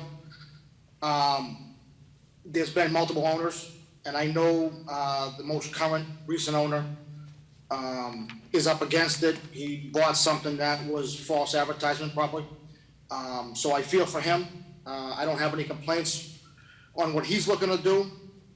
I'm just more concerned being a direct abutter. You saw in the drawing, his sheds and my shed are side by side. We spoke a few weeks ago. I don't, like I said, have any issues with the current layout the way it is. I just wanted to kind of get clarification on the issues with the setbacks and the encroachment issues, more or less. That's kind of why I'm listening in. Thank you. Attorney Sullivan, you've heard all the comments. You now, sir, have the opportunity to Regarding the respond. sheds, my clients don't use them. If the city says they gotta go, they'll take them down. They're empty as far as they know, but, so it doesn't matter to them, except it's another cost. But they don't use them, but if the city thinks should be taken down, they'll take them down. In terms of any unpermitted improvements, that's what prompted we're here, because there are some unpermitted improvements. We want to comply with them, but we don't want to do them twice. So there may be some forensic analysis by the building department. Whatever it takes to bring it up to code compliance, clients are committed to do that. Thank you. Now, one and only one person can respond, either Michelle or Jeff, or does that answer your questions?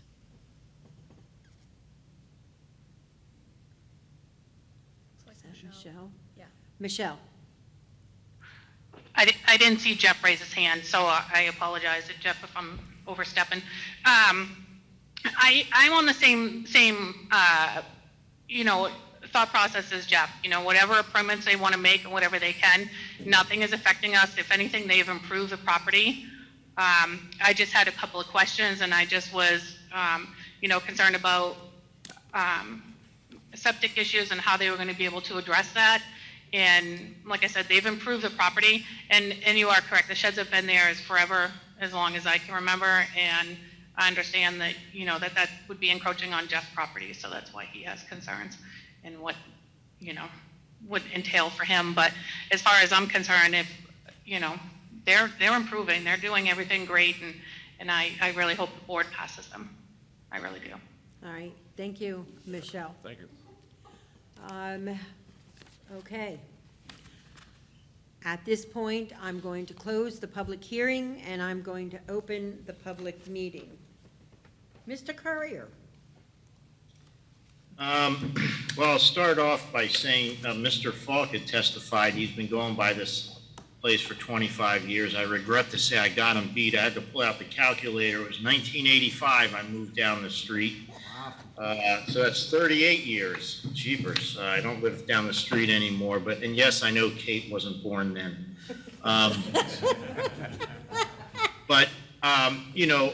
So a couple things. I guess I was really hung on the 1472 square feet. I'm actually relieved at the calculation of 1072. That is what I calculated also. So like on the square footage, I do believe that the tower room would need to be included to reach the bathroom. I don't believe the board has ever deliberated on an ADU where there's a shared bathroom, because if anything, that would be the one type of room that would be separated and there'd be two. I think it's prudent to include the bathroom in the ADU calculation. And yes, 1072 is above the 750. I'm feeling that because this was it is set up the way it is with the 1072, 2 bedrooms over the bathroom, I'm feeling that that's reasonable. Just to clarify, Mr. Whitman and the sheds, what's Mr. Whitman's property, in my opinion, is his. Nothing changes if this were approved. If there is a shed that apparently maybe the applicant owns, it's on Mr. Whitman's property, where they can either move it, or in my mind, that becomes Mr. Whitman's shed. He doesn't lose any property one way or the other. So I don't have an issue with the sheds. Just to clarify, one of the most common requests this board has is sheds that are within the 6-foot setback, because a lot of folks set them close to the property line to not lose valuable property. I just wanted to get that out also. So let me see what else is there here. And that front porch, that's, in my recollection, it's been there all of those 38 years. I know the garage has grown since then.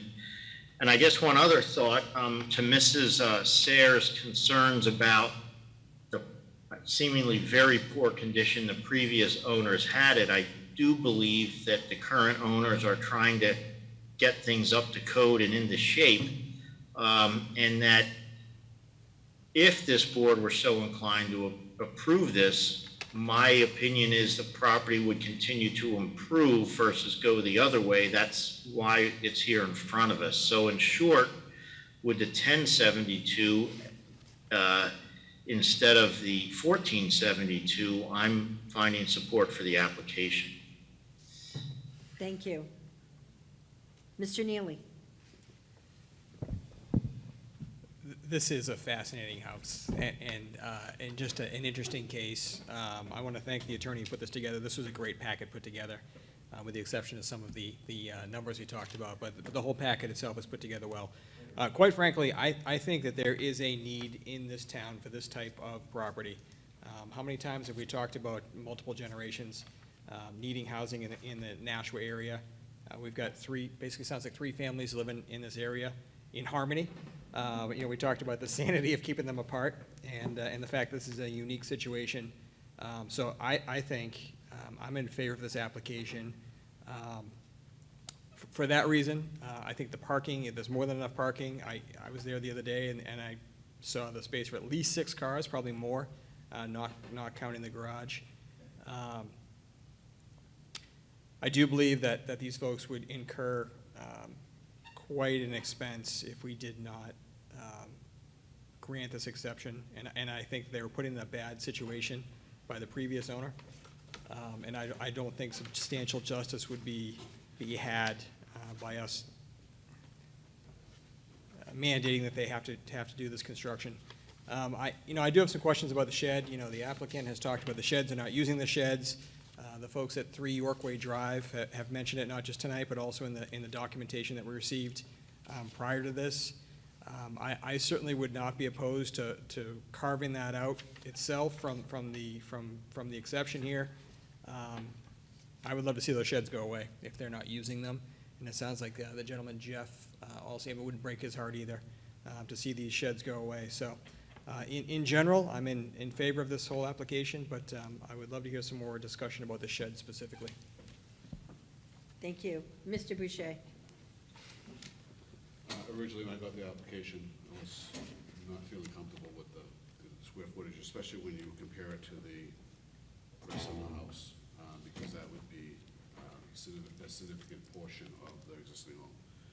So again, getting more history, more information tonight, and understanding a little bit more of what the usage is. I'm going to support the application at 1,072 feet. I found all the other, again, I haven't lived in Nashua as long as you folks have, but I moved here in the 90s, early 90s, and so I recognize this house through its transformations. And when the tower went in and the garage went in, I said, wow, that's an interesting look on things, but, to each his own, right? So, but it's a unique property. I think, again, that the property has improved recently. But I know there was a time where there was a lot going on there, car repairs, all kinds of stuff. So with that, again, I'm in favor of the application. The other things, again, there's a lot going on there, right? An existing home predates some of the zoning. Not only do you have sheds on the property line, you have a driveway that's pretty wide. You have a lot of things going on, but again, the unique part of this property is where it's situated, how close to the road it is, so it kind of dictates that. The sheds, the sheds and the porch, to me, don't make any bearing on this case for me. It's basically the fact that we reduced the square footage and, yes, very unique shape, but I'm going to support the application. Thank you. Mr. Minkara. I think I'm in the same place as Mr. Boucher. I initially saw this and couldn't figure out a way that I could get there, but I do support the application. Realistically, just, kind of working my way through it, the existing house, I don't think required variance, but it's here, so I'd support granting it. There was, if not that porch, there was probably always a porch of some sort. So that encroachment, I have no problem with. The sheds, well, I would certainly rather see them come down. They're asking for the variance for them, and I would support that variance as well. If they choose to take them down, that's fantastic. If they choose to fix them up, that's fantastic. With regard to the ADU, clearly this is unique. My initial thought was, you're double the minimum lot size, why don't you make this a 2-family? But the shared bathroom is really the problem, because if you took away that bathroom, there's no bathroom on the second floor whatsoever, and there's no full bathroom in the house at all.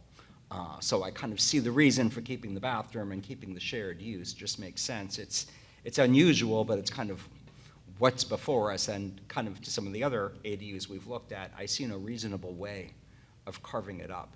The one area where I may differ from others is I would certainly hope that the building department would request or would require an upgraded septic system as a part of bringing this property into compliance. Not that they would have to install a new system, but that there would be a design that doesn't necessarily need to be a condition here, but I would certainly hope that that occur. This house has gone from a 2-bedroom approved septic system to 5 bedrooms. That is really very significant, and I think it's a legitimate concern.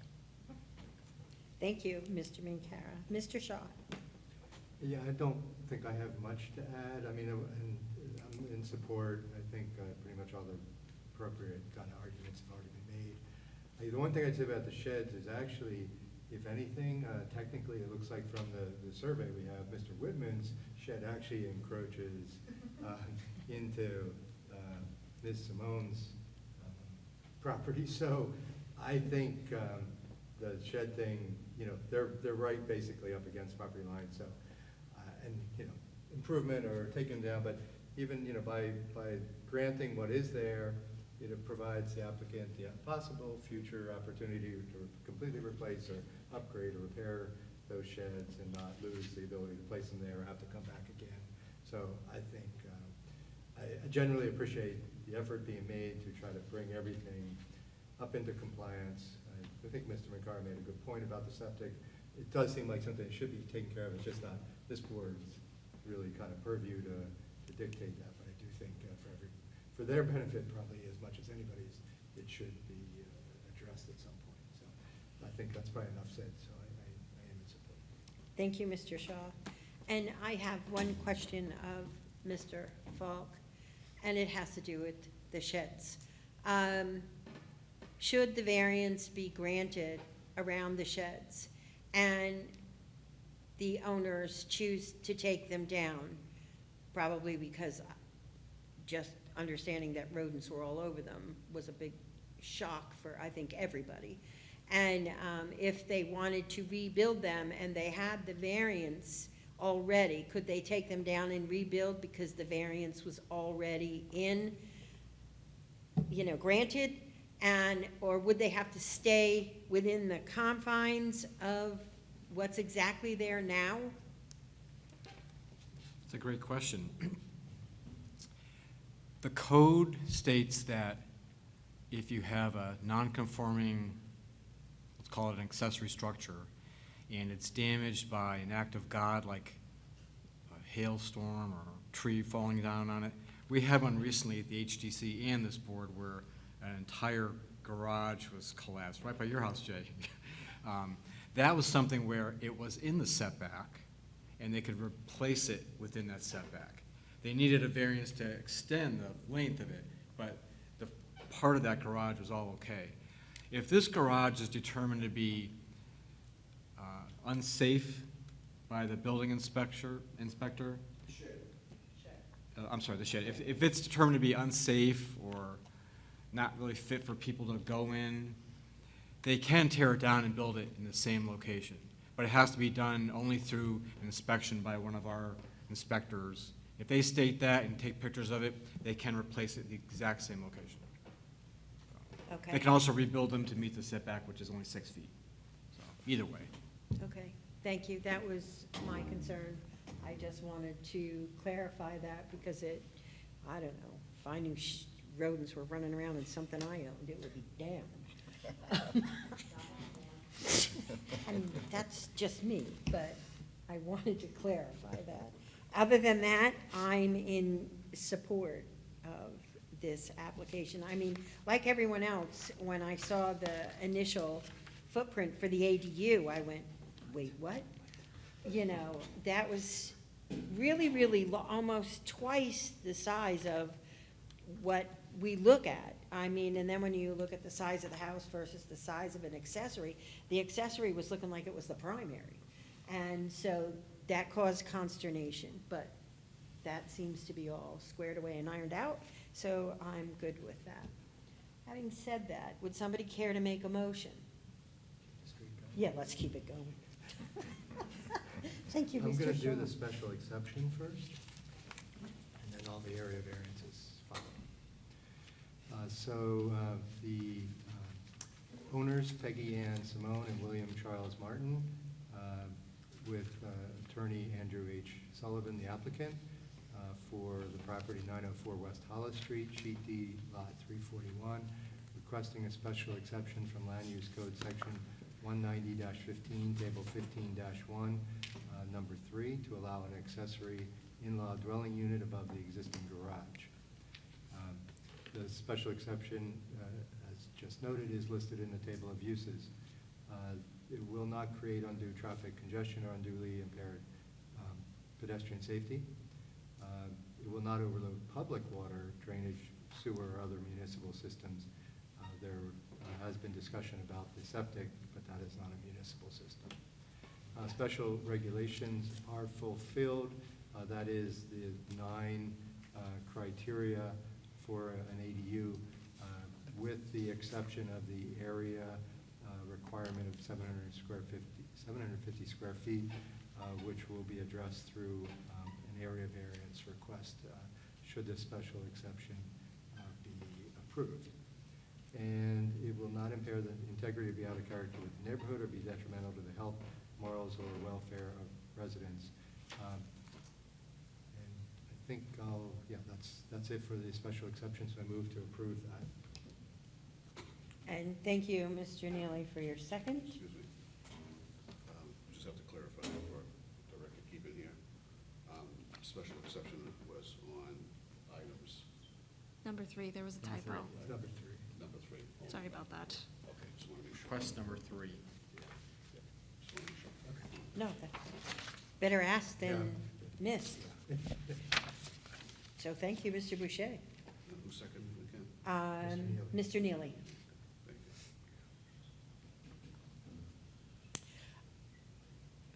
you. Case, okay. Mr. Courier, how do you vote on this special exception? Mr. Courier votes in favor of the special exception. Mr. Neely, how do you vote on the special exception? Mr. Neely votes in favor of the special exception. And Mr. Boucher, how do you vote on this special exception? Mr. Boucher votes in favor. Mr. Shaw, how do you vote on the special exception? Mr. Shaw votes in favor. And myself, Mary Ellen McKay, I also vote yes on the special exception. And now, Mr. Shaw again. Again, for the same owners, applicant, and property, there are 3 area variance requests. The first one is from Land Use Code Section 190-16, Table 16-3, to encroach 14 feet into the 20-foot required front yard setback to maintain an existing front porch. Number 2 is a variance from Land Use Code Section 190-31, Section A, to encroach 6 feet into the 6-foot required left side yard setback to maintain an existing 16-foot by 20-foot shed, and to encroach 1 foot into the 6-foot required left side yard setback to maintain an existing 12-foot by 12-foot shed. And the third item is variance from Land Use Code Section 190-32B1 to exceed maximum size of accessory dwelling unit. 750 square feet is allowed. 1,072 square feet is proposed. These area variances are all, well, the first 2 are proposed to deal with existing locations of the structures that have been in place for quite a long period of time, and there's even some thought that the front porch or some various version of a porch might have been there even longer than the current version of the porch that's there now. The sheds are near right up to basically and near the side yard setback. The neighbor also has a shed similarly located by the property line as well. And there's no real issue or concern with maintaining those sheds other than their potential concern about disrepair that is not necessarily something the board sees fit to try to judge or act on. And then the other variance is for the ADU requirement, which was just approved in the special exception moments ago. There is, again, existing usage of space that has been in place for quite some time. and this will bring things back into a level of compliance. There is a very unique aspect to the way the ADU is proposed, and that is that there's the only second floor bathroom with full bath is a shared bathroom between the primary dwelling unit and the accessory dwelling unit, and so therefore that is part of the square footage that is in the calculation, along with the so-called tower room, which is the connector between the primary ADU living space and the bathroom. So that's what brought the extra square footage, most of the extra square footage in, although it's slightly more than the 750 in existence over that garage space. But similar to other situations, to try to propose that part of space being carved back to try to get to a better number does not appear to provide any reasonable benefit for the applicant or for the intent of the ordinances. So that kind of does basically address the fact that there are special conditions with the property, all these things in existence that are trying to be brought into code. Within the spirit and intent of the ordinance to proceed with this. There's no indication of negative effects on surrounding parcel property values. It's not contrary to public interest, and substantial justice will be served, and therefore I move to approve these 3 area variances. Thank you. And Mr. Neely, thank you for your second. Mr. Courier, how do you vote on the variances? Mr. Courier votes in favor of the 3 variances. Mr. Neely, how do you vote on the Mr. variances? Mr. Neely votes in favor of the 3 variances. Thank you. Mr. Boucher, how do you vote on the variances? Mr. Boucher votes in favor. Mr. Shaw, how do you vote on the variances? Mr. Shaw votes in favor. And myself, Miriam McKay, I also vote in favor of the variances. Congratulations, your special exception and your variances have been granted. As we've stated all night, anyone has the ability to appeal any decision made by this board. They have 30 days with which to do so. Thank you for your presentation. Should you have any questions, comments, or concerns, please refer back to either Mr. Carter Falk or Ms. Kate Poirier in the planning department. And again, this was pretty involved. Thank you, Attorney Sullivan. This was really a well-done application. Thank you for the vote, appreciate it. Well, thank you.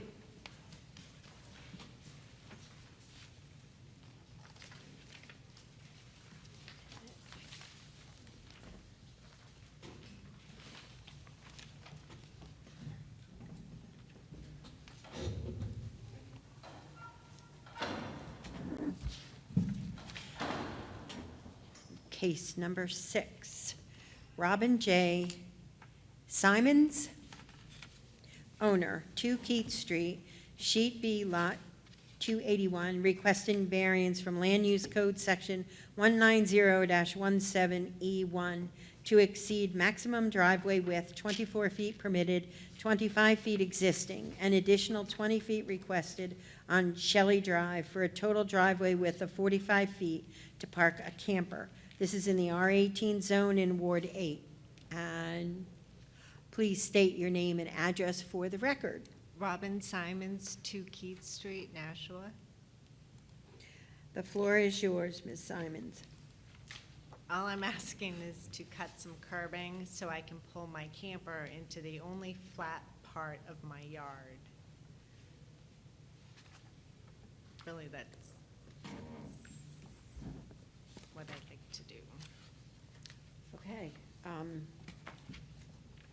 Does anyone have any questions? Mr. Minkara, and you, sir, will be voting in this case.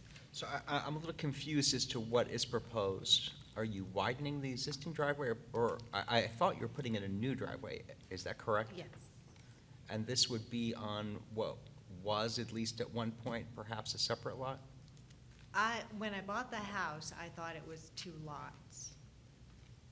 So I it don't would be want to on. make it 2 lots. Right, but this would be on what would have been the It second It would have lot. been on the second lot. Thank you. That changes things. When I asked if I can cut the curbs, I was told that it had to be considered a driveway to go from the street onto the property. So I said, oh, well, it's 2 lots, so can you just do it? And they're like, no, it's 1 lot. So that's, all I want to do is be able to pull the camper and put it flat. And the only flat part is on the back part of. Mr. Courier, do you have any questions? Because I don't see any questions here. No, I don't. Thank you. And no one else here has questions?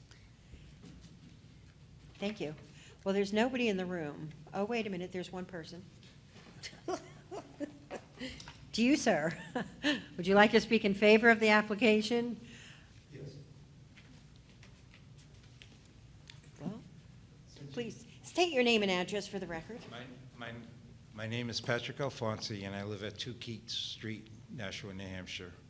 And I get the honor of driving this camper.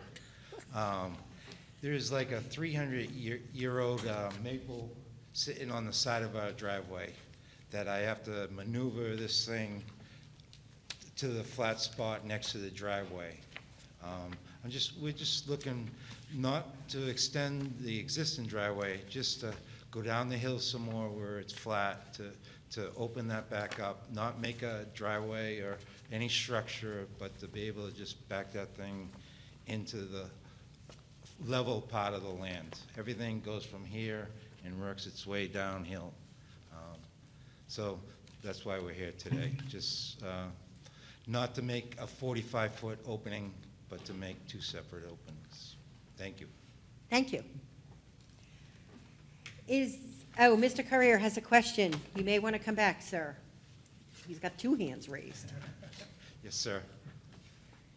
Sorry, that was an inadvertent clap or applause. I wasn't applauding, I was trying to raise my hand. So the proposed driveway is further down Shelley Street than the existing driveway? It's a little fuzzy to me where you're proposing that. Yes, sir. It's 20 feet further, 30 feet further down. I don't have the... Okay. So where we're parking it now is on top of that swimming pool that was filled in. So we want to get it out of there.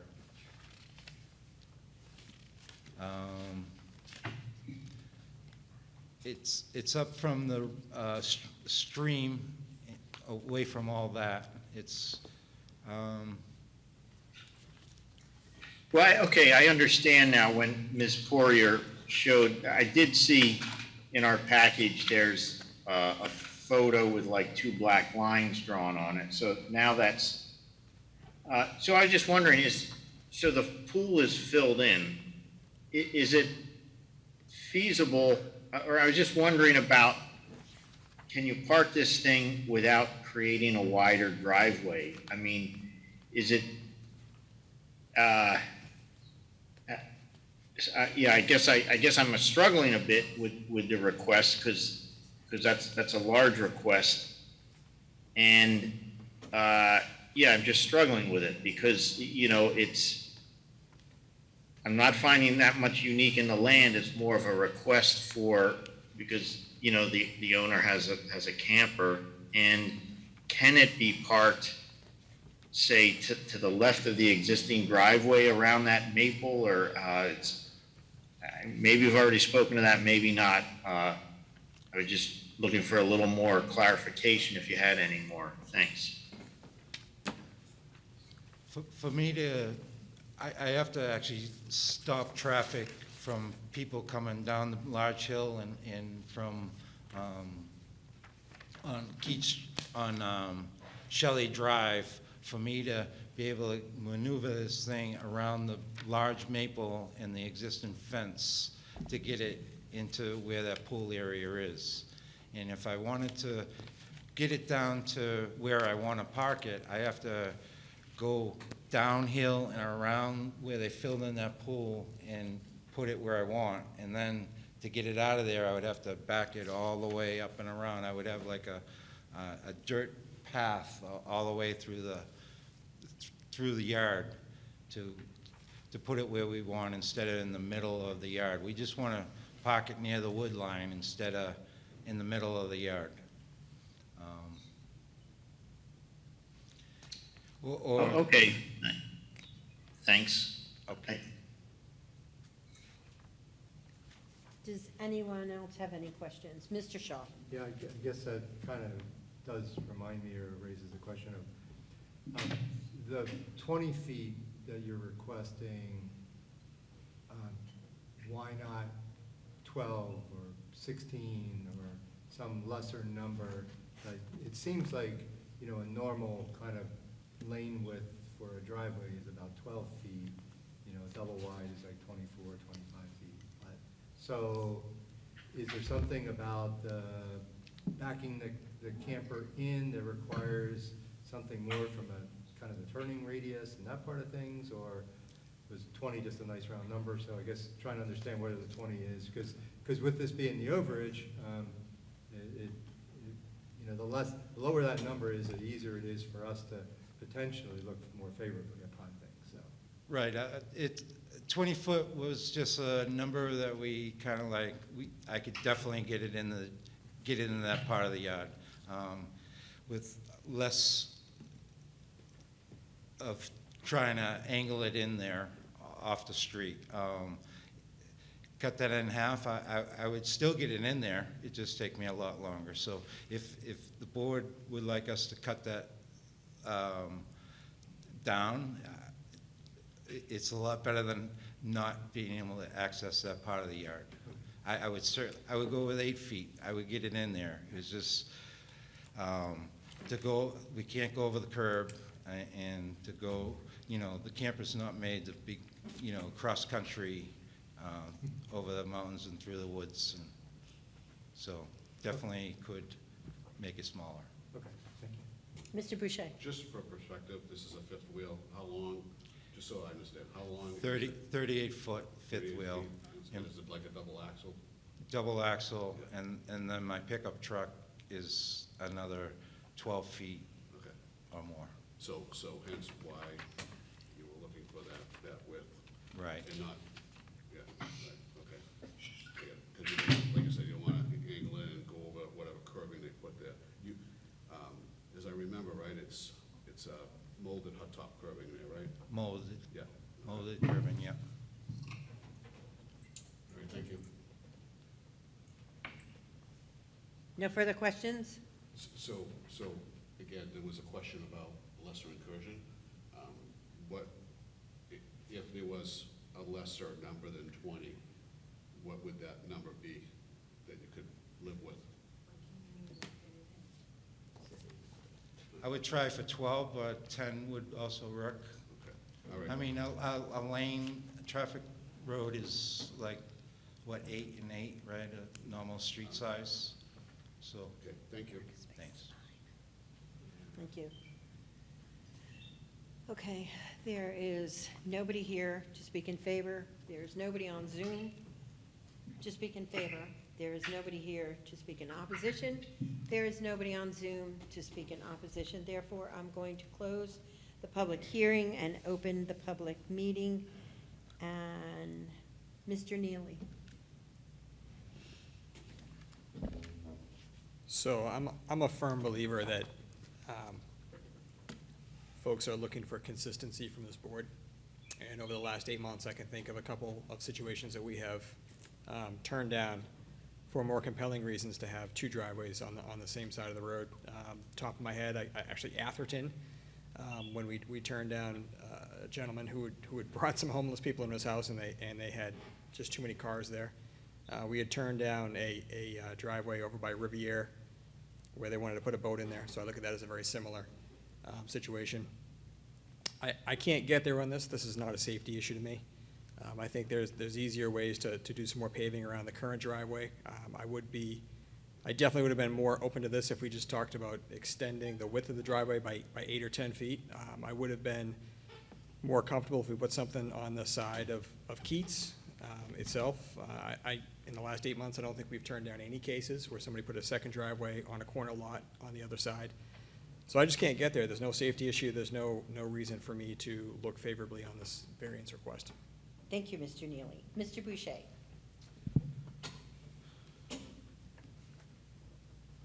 I'm looking at this a little bit differently. I was struggling with the extra 20 feet, to be honest with you. And after driving by the property a couple of times, the tree is there, and my first thought was, again, go to the left of the driveway. But then what you're ending up doing is when excavation starts, I'm sure there's gonna be a problem with roots, and I wouldn't want anybody to be in a position to, have something happen to a tree in the future, I mean, sometimes people really love the greenery that they have, so I can understand that. So, again, what I did recognize was, was that this is a large lot, and the proposed driveway is really to the furthest end of the property, near the neighboring property, and so I can get there with this driveway. I would be comfortable with approving 12 feet.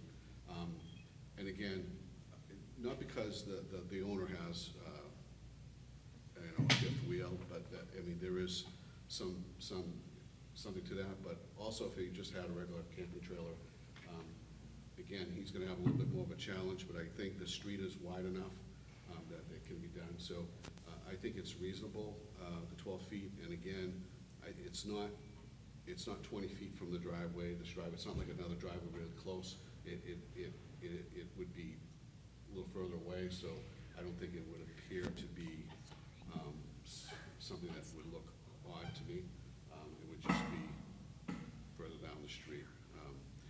It really would span probably another couple of properties away if you look across the street, kind of. So I don't think, again, it would appear too much out of character for me. So I guess what I'm saying is I can see where the current property and the challenges are with the topography, and the only place to put it would be in the backyard. But again, having to back that up, because you don't turn that thing around in the yard, that wouldn't happen. And again, I do see, I think that the applicant did mention a little bit about, basically if it was in the back of the house, it's kind of their backyard in a way. So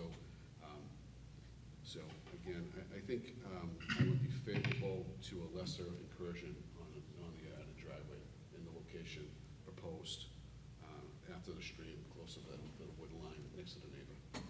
Thank you. Mr. Minkara? I always struggle with these, and I agree with Mr. Neely in that this is not a situation where there is a safety concern. We've had those before where the existing driveway is on a very busy street and it makes sense to access it from a secondary street, so that's clearly not the case here. The one thing that, I will say is in its favor is that this is a double lot, and it has, from appearances, the location of the second driveway on that portion of the lot would be similar to the spacing of driveways in the neighborhood, frankly. And I could see an argument where, whether it was for a camper or it was to access a shed or a garage or some other purpose, a desire to have a second driveway on that portion of the property, to make reasonable use of that portion of the lot. So I could see that as an argument in its favor. I actually prefer a second driveway versus, a doubling of the existing driveway, which looks like a parking lot. But I'm also interested to hear, other thoughts from my colleagues. Thank you, Mr. Minkara. Mr. Shaw? I kind of like Mr. Boucher's thought, and it was part of why I was asking the question also. I think something like 12 foot will look like a single standard width driveway. I think that'll be much more reasonable. I also do appreciate the double lot kind of aspect to this as well. The other thing is, actually, Shelley is a fairly significant feeder street into that neighborhood, and because of the downhill nature, especially coming back, but even it's a bit downhill coming this way as well, Traffic can really get running down there, despite the fact that it should only be going 25 anyhow. But I have driven it plenty of times, and I know it's hard not to with the nature of just the slope of that hill. But that especially brought me to kind of the safety concern that was spoken to about when trying to take the camper in and out and having to like stop traffic. And I think anything that can be done to also make it easier, quicker, and more accessible, so it's perhaps less of a production, less of an impact, less potential for even the possibility of an accident, somebody that's coming down the hill too fast, and again, not that they should be, but it happens. And so I feel like I can also see some justification from just the concern from a safety perspective as well. So Thank you, I am Mr. going to support this application. Thank you, Mr. Shaw. Mr. Courier. I was, been struggling with this application along the way. Interestingly enough, I was sitting on the board when a previous owner wanted to subdivide a lot, and there was an enormous amount of, I think, reasonable concern from quite a few abutters.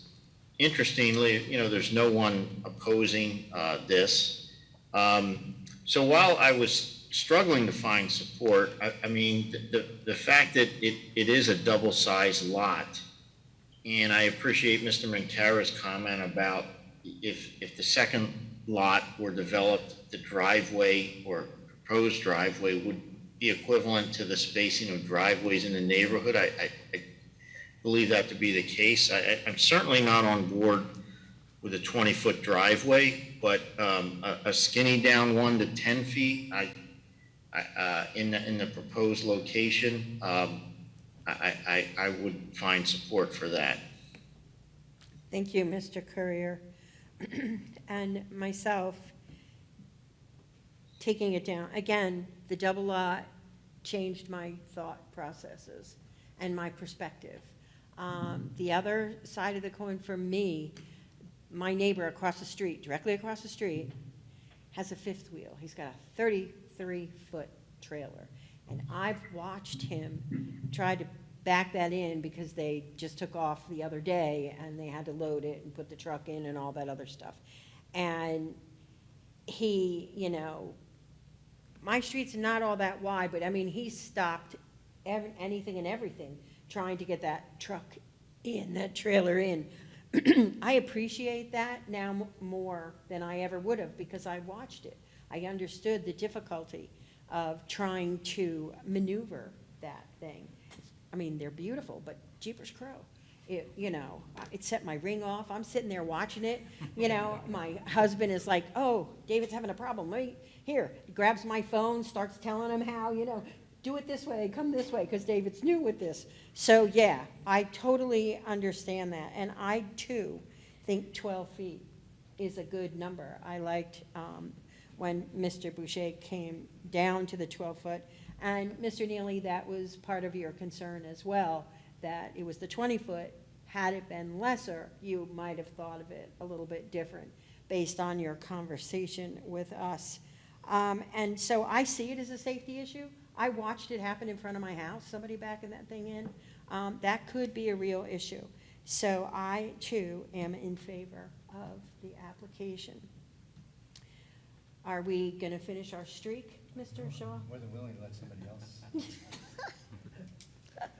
Well, I was just curious, what the board has trying to come to in a width. I was feeling that 10 feet is, 2 feet wider than the trailer. I mean, in any situation where you have a trailer, 38 feet or 10 feet, you have to pull over the lane and back up. So I was feeling that 10 feet was reasonable. I don't know where the rest of the board is at, though. So maybe we just want to clarify that first. I think from my perspective, 10 feet for the driveway in general, I think is adequate. I'm okay with 12 to allow for some flare, room for a flare. That's Mr. just me. Boucher, you brought up the 12. The reason why 12 feet is that I've pulled trails not as long as that, but again, I've driven over curves, right? So I know what it's gonna take to angle that trailer in. So the 12 feet to me was trying to prevent a lot of the running over the curb. And I do appreciate the whole flare thing. I just don't know with that length trailer, and that double axle, whether or not is gonna get that shot in, and I'd rather, like I said, that's why I mentioned the 12 feet, because I thought it was reasonable. And again, in my mind, and I appreciate Mr. Currier trying to get this as small as possible, and I do appreciate that. But I think in the end, on that street, the 10 to 12, I wouldn't see the difference. And I think whatever we can do, again, whether it's to make it safer or to pull that thing in a little quicker instead of pulling until he can get straight enough to get it in without going over the curb. So, so that was my thought train on that. So. Thank you. Mr. Shaw? Yeah, I think I'd prefer to go with the 12 also. Mr. Neely, do you want to weigh in on this? Yeah, I think 12 is Yeah, I too. consensus. I too concur with the 12. Mr. Courier, are you okay with the 12? You myself, I'm okay with the conversation, thanks. Okay, thank you. And now, would somebody care to make a motion? Gonna go for it? I'd like to make a motion on behalf of Robin J. Simons, the owner at 2 Keats Street, Sheet B, Lot 281. Request is for variance from Land Use Code Section 190-17E1 to exceed maximum driveway width 24 feet permitted, 25 feet existing, an additional 20 feet requested on Shelley Drive for a total driveway width of 45 feet to park a camper. This is in the R18 zone, Ward 8. I'm going to note that through the board's discussion and consideration that I'm going to make the proposal here to be for an additional 12 feet, to be a total of 37 feet. So just want to note that. The variance is needed for the applicant's proposed use of the property, given the special conditions of the property. We noted that this is essentially a double lot, that this driveway will, as proposed, is going to be further down towards the creek and that back part of the property, and will have somewhat more the appearance of where a driveway might be placed if there was an additional structure, if this lot were actually technically defined it out. And the discussion regarding the specific width was such that trying to balance a reasonable need and also various concerns about being able to, for this specific usage of not still having to go up over the curb if there was insufficient width, and also trying to provide what limited relief we might be able to by making it easier and more expedient or efficient to get in and out of that driveway so that the traffic is less impeded on Shelley Drive, or less, whatever very minimal but slight chance that there could be a potential for accidents, that we would hope that this might just have some modest benefit for safety. It would be within the spirit and intent of the ordinance. I do not believe it would adversely affect property values of surrounding parcels. It's not contrary to public interest, and substantial justice would be served. And I move to approve the area variance with the modified dimensions as noted. And thank you, Mr. Boucher, for your second. Mr. Boucher, how do you vote? Mr. Boucher votes in favor. Mr. Minkara, how do you vote? Mr. Minkara votes in favor. Mr. Shaw, how do you vote? Mr. Shaw votes in favor. Mr. Courier, how do you vote? Mr. Courier votes in favor. And myself, Mary Ellen McKay, I also vote in favor. That's a unanimous decision. You have 5 votes in favor. Congratulations on your variance. As we've stated all evening, any member of the public has the opportunity to appeal any decision made by this board, and they have 30 days with which to do so. Should you have any questions, comments, or concerns, please either refer back to Mr. Carter Falk or Ms. Kate Poirier in the Planning Department. And again, thank you for your presentation. Good luck with your project, and I hope it's a little easier to bring that baby in. Thank you. Okay, moving on. We have no motions for a rehearing. We have seen, or we should all have, our upcoming agenda. We have one case. I did not get a copy of that. Oh, I only have tonight's second copy. and that's our case, Oh, a single case, a okay. single case. Does anyone see any regional impact? No regional impact. And then we have minutes from May 23rd. Did anyone see anything that needed to be edited, corrected, amended, adjusted?